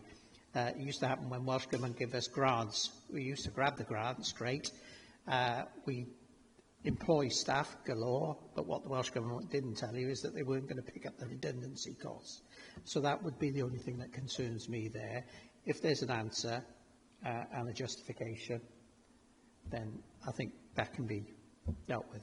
Ceisio, I don't know whether you want to answer that, but... Do you want me to come in just there, Chair? So I totally get what you're saying. I think, yeah, that could be presented in a different way, and those assurances are in place. There is a scheme of delegation which allows for that. In terms of just from a HR point of view, if a temporary employment drifts on past a certain point, there's redundancy anyway. So there's a challenge either way there, I think, financially with redundancy. But in terms of just on the financial control point, if there were no funding, that would be picked up, albeit after the event, by the monthly check against the manpowers. And the other thing to say is we are looking at whether our finance and HR systems could speak completely, be integrated, and that's a piece of work that's continuing at the moment. So I think it's fair to say that, it's Rhys's call really, but the view was we didn't want to roll back on controls when we have better, more automated potential to come, rather than going backwards in terms of administration. If the risk presents us with a problem, then we'll have to look at that in a different way. Does that answer the question? All I want to see is chapter and verse as to how the council can do it and how the officers can do it. If there's a delegated power, what power have they got? And what was there and required to do it? So when you did the initial business case, were redundancy costs put in or not? And given the financial climate, what I wouldn't want is all of a sudden your budget settlement's not good. We're looking for redundancies then. One department's created a new post, justified, I should imagine, but then someone else has got to lose a post somewhere else. So, it's that chicken and egg situation, but it's just the powers to give us that assurance, Tracy. Okay, any other questions? Any comments? No? Okay, and I think recommendation is that we note the contents of the report and await, obviously, your next update in September. Good. Someone move, please. Thank you, Norma. Can I have a seconder? Thank you, Dawn. Anyone against? Nope. Thank you. Next one is the annual report on compliments, comments and complaints management. Mark, is it? Yes, Chair. Thanks very much. I'll just do a very brief intro. And as I mentioned at briefing, just for the committee's awareness, we haven't had the Public Services Ombudsman for Wales annual letter as yet, so it wasn't possible to include it as part of this process, which we did last year, because it fell later in the cycle. So we'll take your guidance on how we share that and when, and any kind of associated actions. That was the only kind of point of process I was going to share. I'll hand over now. Sarah's going to go through some highlights of the reports quickly. Good evening, Chair and members of the committee. So I'm pleased to present to you the 5th Annual Compliments, Comments and Complaint Report for 2024 and 2025. This report highlights how we've continued to listen to residents, learn from their experiences and use that feedback to improve services across the Council. I want to start with the headline trends. So we've seen a significant rise in compliments this year. Corporate services have received 121 compliments. That's an increase of 31% from last year. And social services received 56 compliments, up 30%. This growth reflects better awareness, staff training and the rollout of our new customer feedback leaflet. Comments also rose by 24%, with notable increases in infrastructure, which was up by 78%, mostly related to highways, and environment and public protection was up by 16%, particularly around waste and cleansing. On complaints, corporate complaints totalled 447, with 88.5% resolved at stage 1 of the process. Social services complaints dropped to 23, with a 57% reduction in stage 2 cases. The top 3 areas overall for feedback, so for compliments, comments and complaints, were environment and public protection. And this area received the most feedback, receiving the most compliments where residents praised cleanliness and service, but it also saw the highest number of complaints, mainly again about waste collection. Infrastructure saw a sharp rise in feedback, especially around potholes, street lighting and parking, and finance saw complaints focused on council tax and income services, with concerns about communication delays and system usability. So what have we changed as a result of this feedback?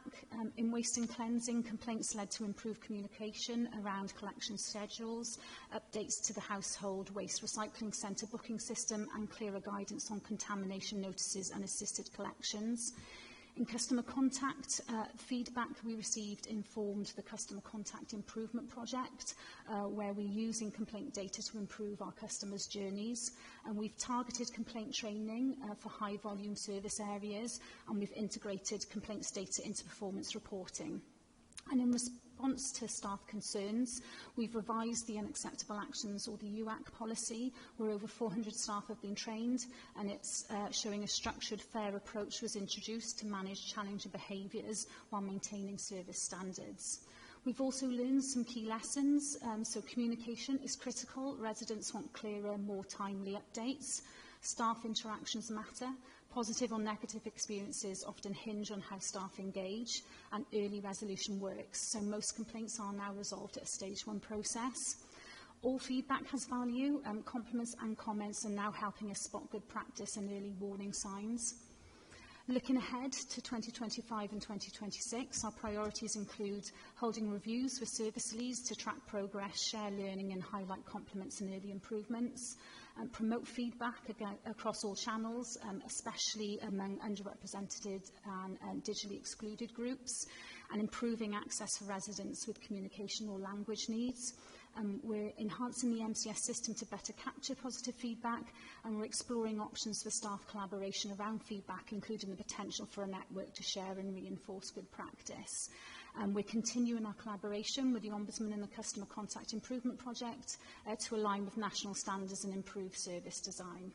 So, in summary, we're not just capturing more feedback, we're using it more effectively to drive change. Complaints aren't just challenges, they're opportunities to improve, and this year's work shows that commitment in action. I'm happy to take any questions. Thank you, Sarah, for that report. Councillor Montford. Thank you, Chair. Thank you, Sarah. How many complaints do you get from councillors? From councillors directly. That's not something that's specifically recorded within our system at the moment. What should normally happen is the complainant comes directly through to ourselves, and we then record that through that process. Having said that, we do receive complaints directly through the councillors, and I always, when I do have conversations with them, ask them to advise their constituent to contact us directly so that we can record that formally. Because I get a lot of complaints, and I deal with them. People say that they've put in requests for services and nothing's happened, and I take on the mantle of pushing through, and more often than not manage to get a response, and that alleviates the resident complaining, because they're using their councillors as a vehicle to help resolve issues. But it's still, we don't always get resolutions to the issues. I've never could have put a complaint in, and I think I put a compliment in once, but to test it, and it was valid. But yeah, would you encourage councillors to complain, or would you say there's a better route? I would say that the correct avenue for that would be for you to advise them to contact our complaints department. A lot of the time when I'm contacted by councillors and they provide me with information regarding the complaint, I have a look and actually the individual hasn't raised it with the complaints department. They may have, you said, sent a request for service in to a department, but they haven't actually raised a formal complaint with ourselves. So I think that's what's good now in regards to the customer feedback leaflet that we've devised, and I know I'm doing a training session with councillors in September, October of this year, is you're able then to provide that leaflet so it directs them to the correct avenue if they want to make a formal complaint and how to do so. So the good thing about the complaints is it helps the process, it helps resolve issues and make the services better all around. Do you ever go to ward meetings? Do you ever engage directly where a lot of issues can be raised and the councillors can be put on the spot with issues? Tracy? Thanks. I guess you may know our process, but so heads of service are allocated to ward meetings and we'd support a ward meeting each, and we would always recommend, we don't see complaints as a bad thing. It's really important that feedback about services, whether positive or negative, is recorded in a robust way in order to make improvement. So our role there with residents, I do towards myself, would be to encourage people to, or to give them the channel on which to complain. I'm afraid the complaints team wouldn't have the resource to go to every ward meeting, but there is, as you know, always an officer at every ward meeting, and those officers are aware of how complaints should be recorded. Thanks. Just out of interest, I looked at the Cardiff complaints numbers as well. They haven't put a report out, I don't believe, for this year, but I looked at last year's, and the complaints are similar to you get here, but a lot more volume.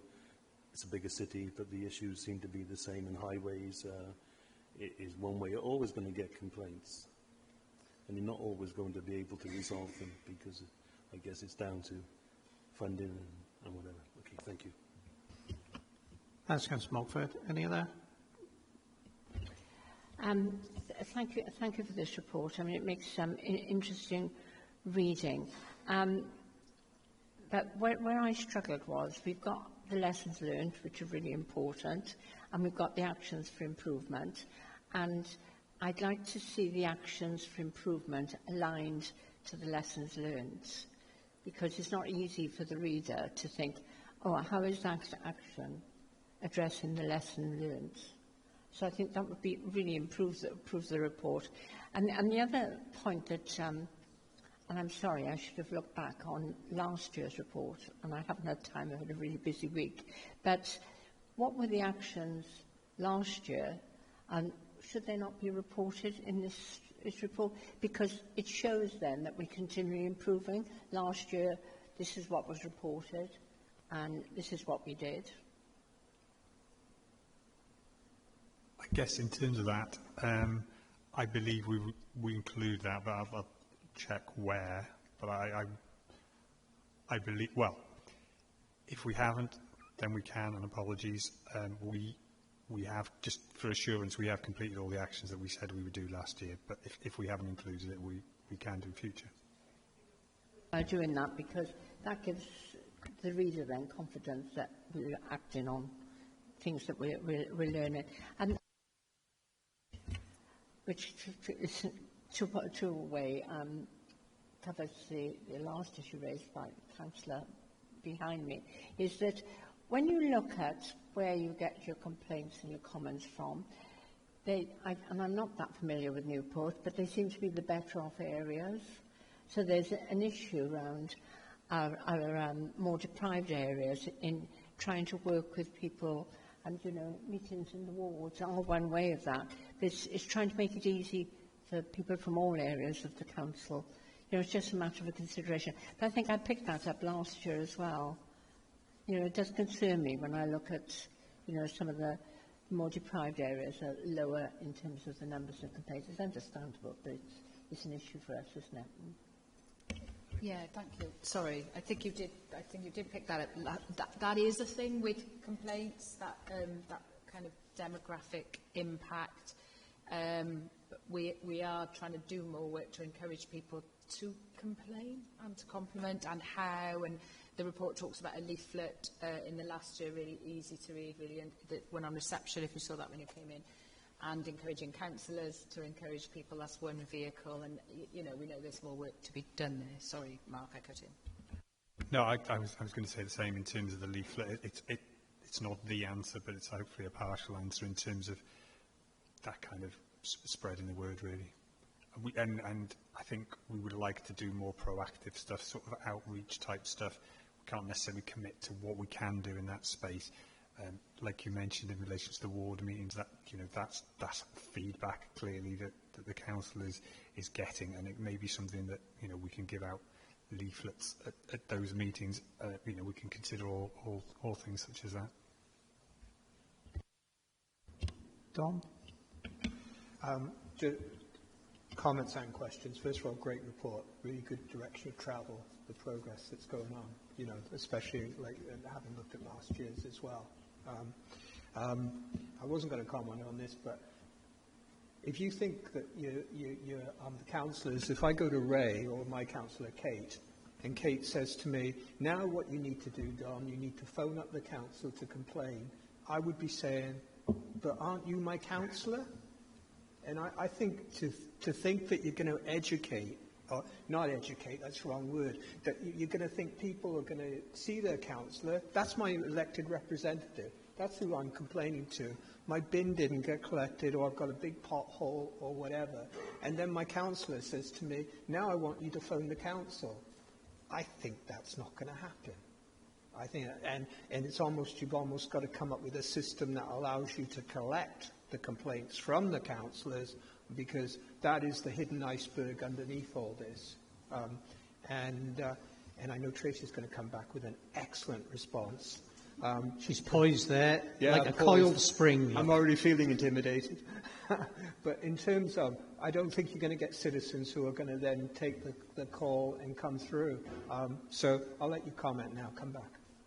Just briefly on that, no, you're right. I'm not going to counter that at all. I think that is a fair challenge. One of the things we do see with correspondence from councillors sometimes is the bin not being collected is an easy one, isn't it? We get into the sharing of personal details, and then the kind of information shared on email, and those things. So I think there's a balance to be struck on how complicated and how confidential the issue is. That said, working with Mike on the ward meeting presentations for next time and what we should cover, and one thing we could cover in those ward. And of course, not every ward has a meeting, and someone doesn't always come to the ward meetings. They don't always happen. I'm sure you're at yours. We're in the same ward, I now realise. So we could do a presentation at the next ward meeting about the complaints process and how, when we engage with ward members, and when it's better to do it yourself. Because if it is about a complex personal query, and I can't think how to categorise that, it's better to do it yourself as an individual. The last ward meeting had 3 people at it. Okay. And so I'm not sure ward meetings are going to be a real purposeful thing going through. It really looks good on paper, but you're not going to get the information from that. In terms of like councillors, if like where the ward that I live in, something like HMOs is going to be an issue. It's almost they can have a tick box, HMO complaint going through, done, you know. And I think then you're collecting good data. but because if not, you're just going to miss a load of data. One of the questions I was going to ask on the report was I noticed like Stow Hill, 6.34%, you know, with the increase, one of the higher things.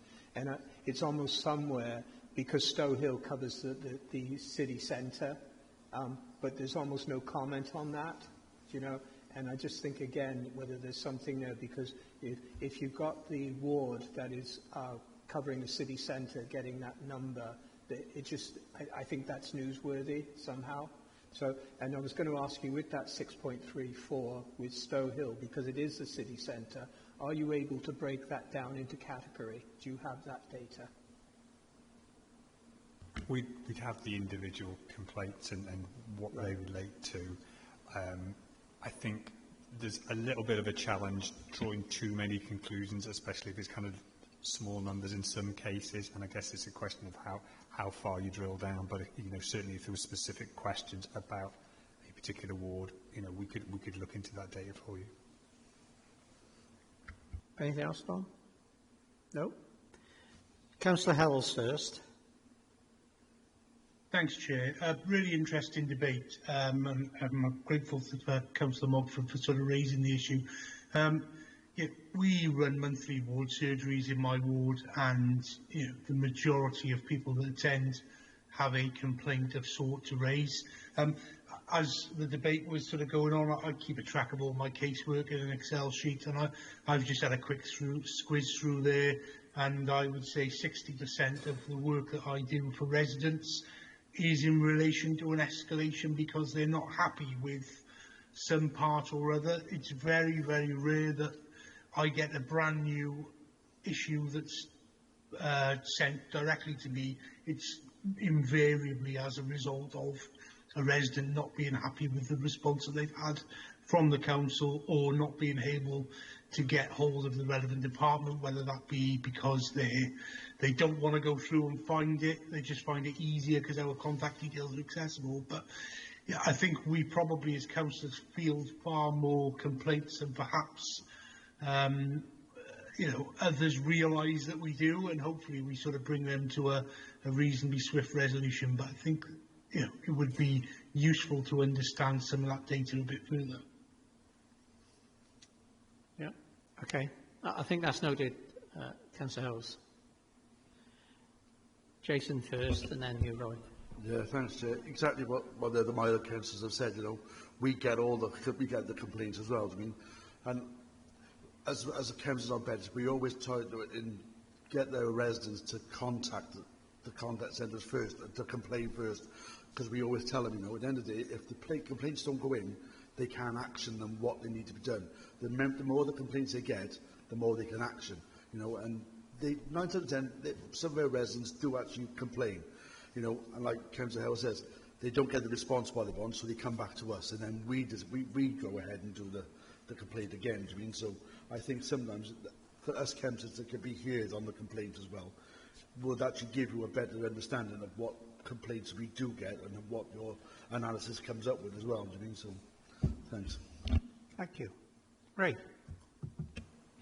Yeah, and you present a table here with the number of complaints, population, complaints per 1,000 residents ranking. Before this meeting, I looked at the ranking and I thought, my ward, number 7 in the ranking, and I thought, what does that mean? Is that good or bad? You know, residents are complaining. Does that mean they're passionate about things? What can I do to drive this either up or down? Which way should it be driven? Do you have any comments on the ranking and what it means to councillors, say, make this simple? I think we're doing it primarily for transparency, and this is a kind of new development over the last couple of years. It is difficult to draw conclusions, and if we could, we would try to.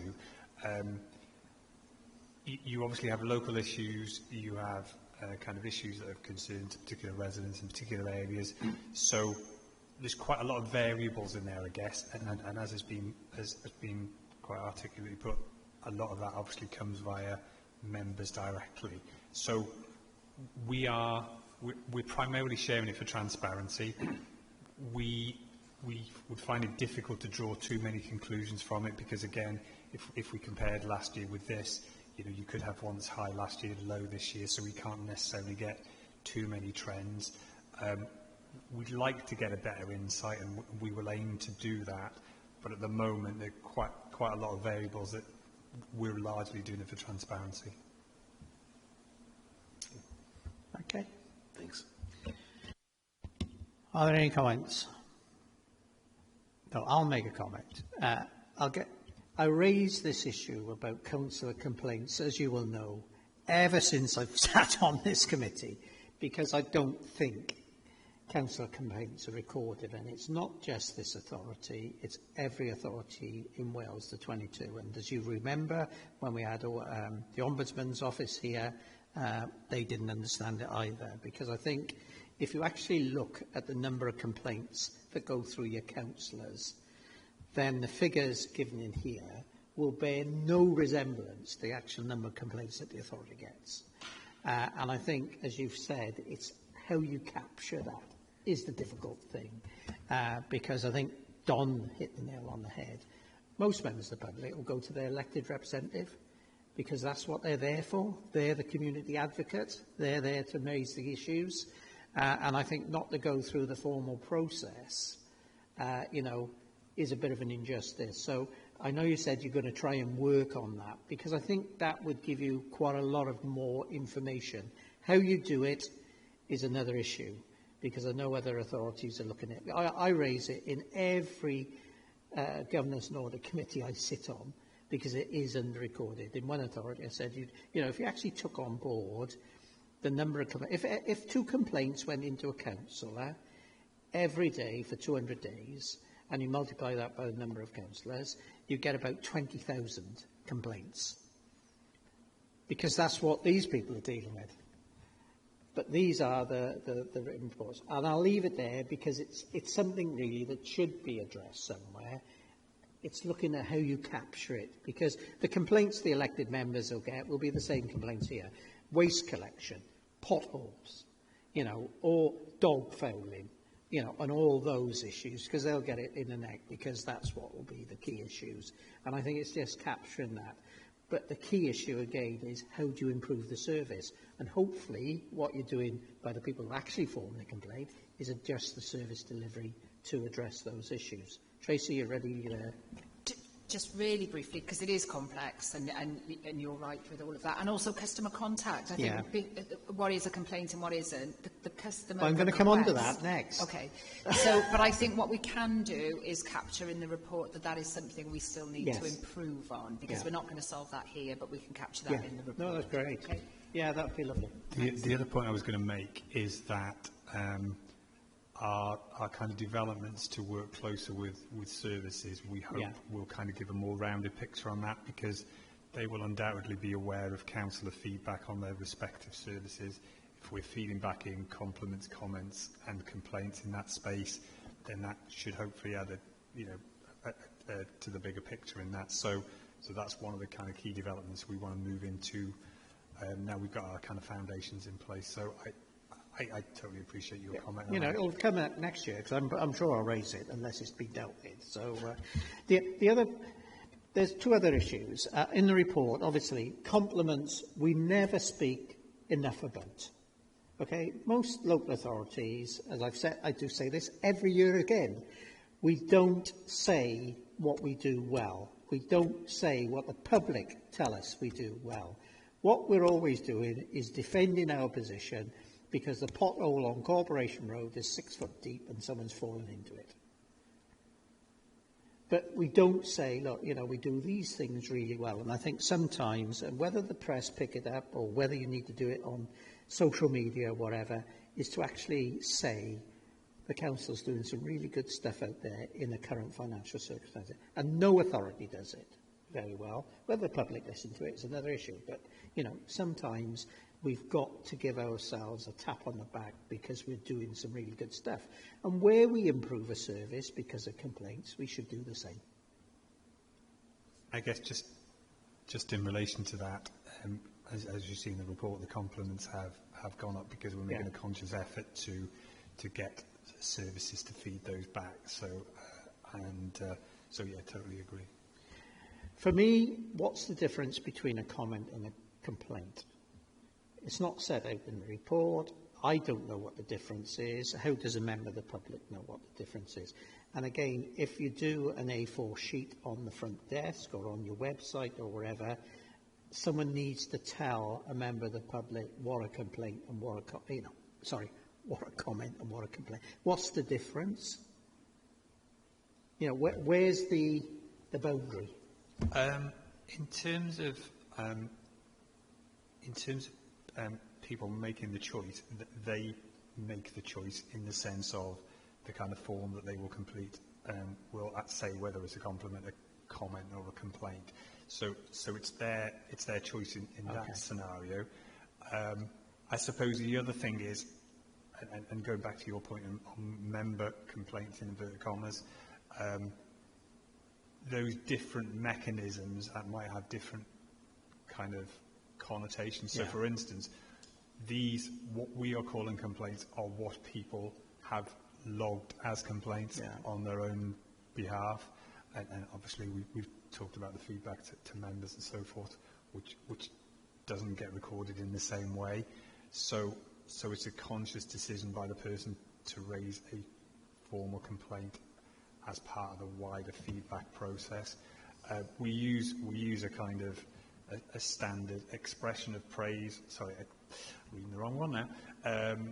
Expression of dissatisfaction or concern, and this kind of comes from the Ombudsman in relation to complaints. So I guess for the committee, we are consistent with other authorities in the way we do it, but in terms of that wider customer feedback, what is a complaint and what isn't is essentially what gets logged as a complaint. No, that's okay. And again, it's not an absolute science, this, is it, really, either?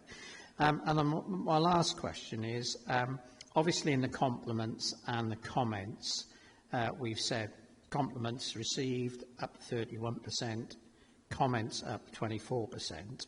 What we haven't said in complaints, are they up or down? You say that key areas 62% related to whatever. The resolution rate is 88.5%, up 0.5%, but it doesn't say in the first section you've got resolved. So presumably there were over 800 complaints came in because you've got 447.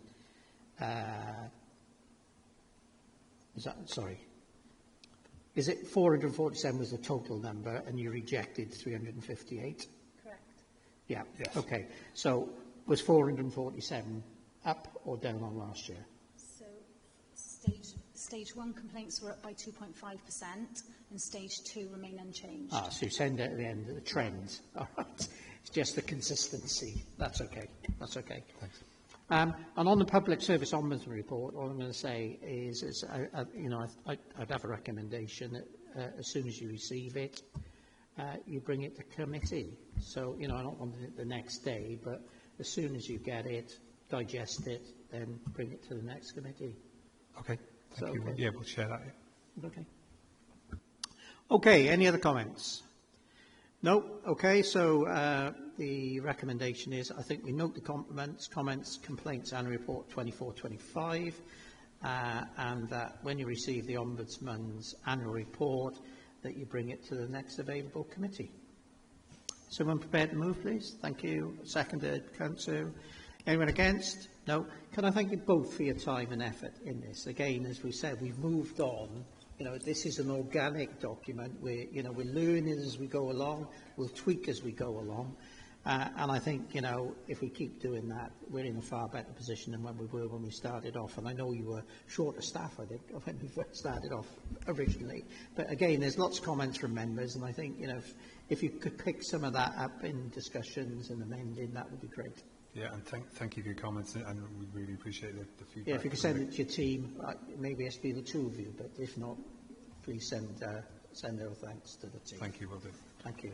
And you can go now as well. Chair, it's not on the board, but Councillor Horton's phone has died, so he just basically said that he agrees with the councillor's comments, but he's left the meeting. Right. Okay. He sent it in the chat. We don't know why it's not appearing on the screen. Okay. All right. Okay, next report is the Audit Wales Regulatory Body 6 months update. Tracy. Thank you, Chair. So this is the update from January to June 2025. You know, in the interest of brevity, I'll assume you've all read the report, but there is a lot of regulatory activity ongoing. Clearly that's collated by us, and my thanks to Paul there. We've included, I wanted to flag, we've included a letter from the Food Standards Agency because that's sort of a newer piece for us, and there's some commentary on page 291 about that.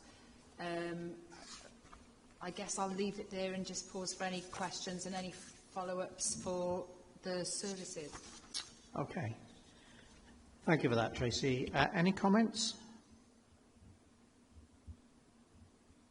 Oh, sorry, any questions? Any comments? Now, I'm trying to find in this report, this is one of the reports, where the Food Standards Agency, I put it on my other one, I didn't put it on there, they raised it that they'd done a previous inspection in, I don't know, it's 2014. Yeah, 2014, and they still note that some of those recommendations are still outstanding. So on page 2, thank you, Chair. And Sorry. I think you've raised that as something you wanted us to cover at the committee. Sorry. So on page 291, what it explains there is progress was made against the actions prior to the COVID pandemic, and then we collaborated with the FSA on a recovery programme to work through the backlog. So over the past 18 months, the service has transitioned into business as usual, and we're now working through the action plan. So, I mean, during the pandemic, the food standards work was quite different, wasn't it? So that's the explanation provided by the service. We're 3 years on, aren't we? Yeah. I think what just, you know, obviously I found it now. It says that progress had been made towards addressing the remaining recommendations on top of page 3. But the actions that had been taken was not yet sufficient to verify full conformance.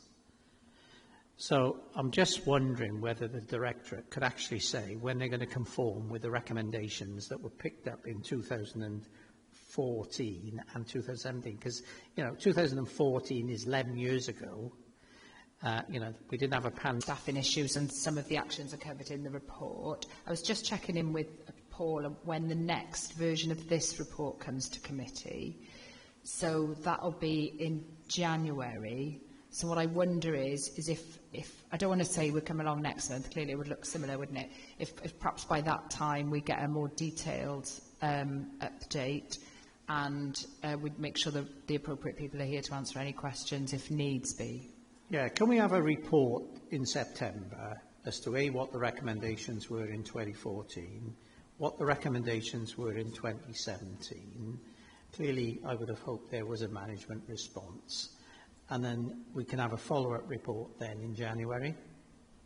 Because I don't know what I'm talking about at the moment, because I don't know. You know, all I've got is a statement on a Food Standard Agency letter to say, you know, they've not conformed. There are some issues still outstanding. We can't verify full conformance. So let's understand what the recommendations were, and maybe just then highlight what they, you know, this is what we're doing with it, but we're going to bring you a full report in January. I don't know whether people will be happy with that, but that's what concerned me in this one. I'm sorry to ask you these questions because you're at the end of this. You're not the officer responsible for it. So I'll check if that would work, and that would be appropriate. But I totally get that you don't want to wait until January to get an update on that. So we'll just talk to the team about what that action looks like, if that's okay. Yeah, even if we have the 2 letters, if you've still got them. Yeah. Yeah, okay. Is that all right? Anything else, anyone? Okay, if there's no further questions and no comments on this report, obviously we note the contents of the report, and that recommendation too is that we have a report from, I don't know which directorate it is, on the Food Standard Agency's 2014-2017-18 recommendations, or just attach the letters so we can have a look at it. Okay, that'll be the place director. Is that okay? Thank you. Someone prepare the move, please. Thank you. Seconder, thank you very much. Anyone against? Nope. Next item is the forward work programme. Okay, I have a few things.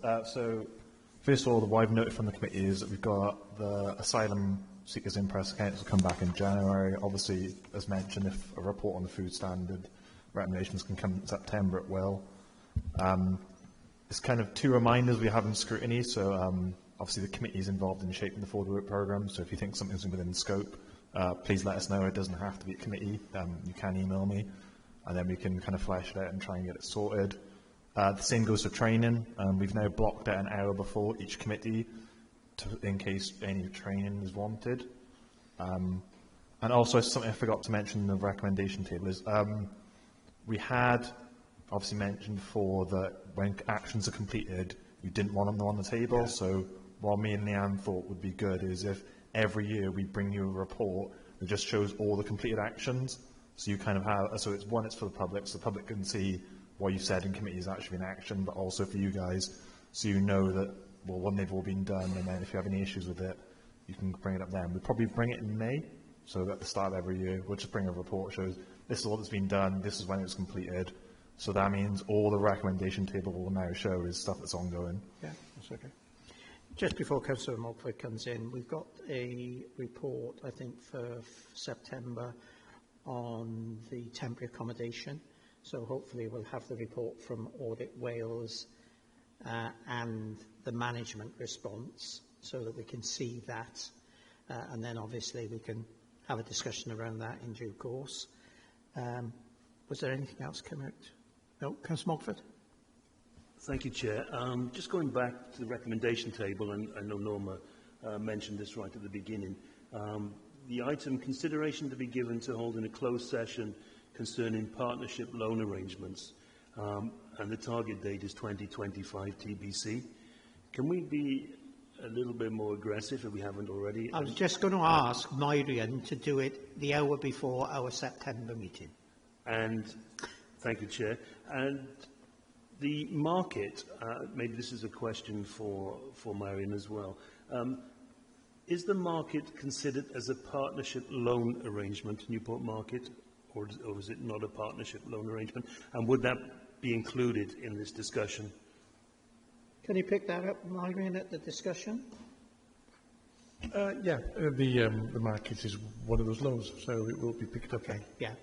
Because it's been difficult to find information out about that in the public domain. We'll get it picked up.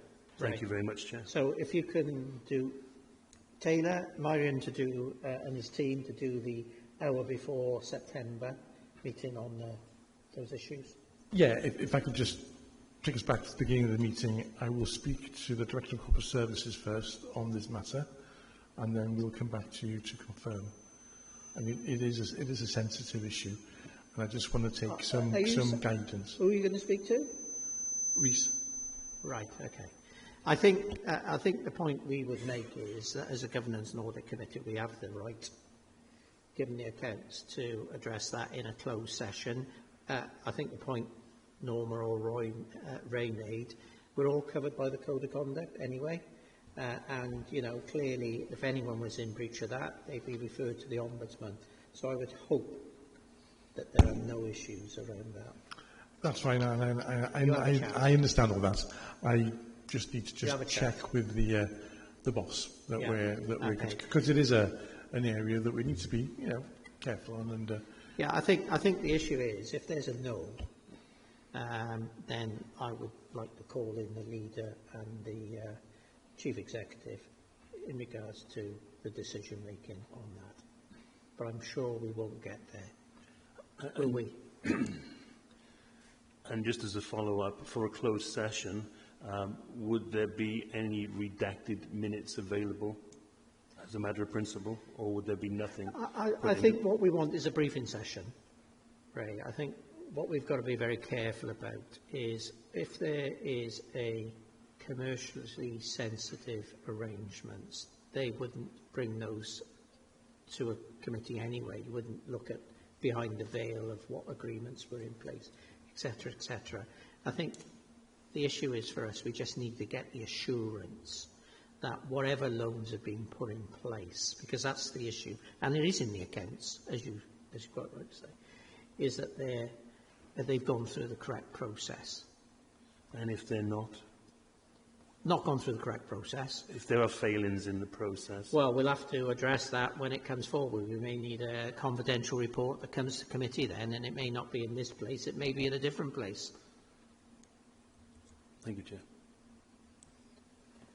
Okay.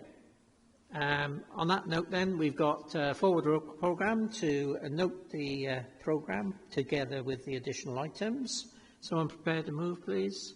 Thank you, Jason. Seconder. Thank you, Norma. Anyone against? No.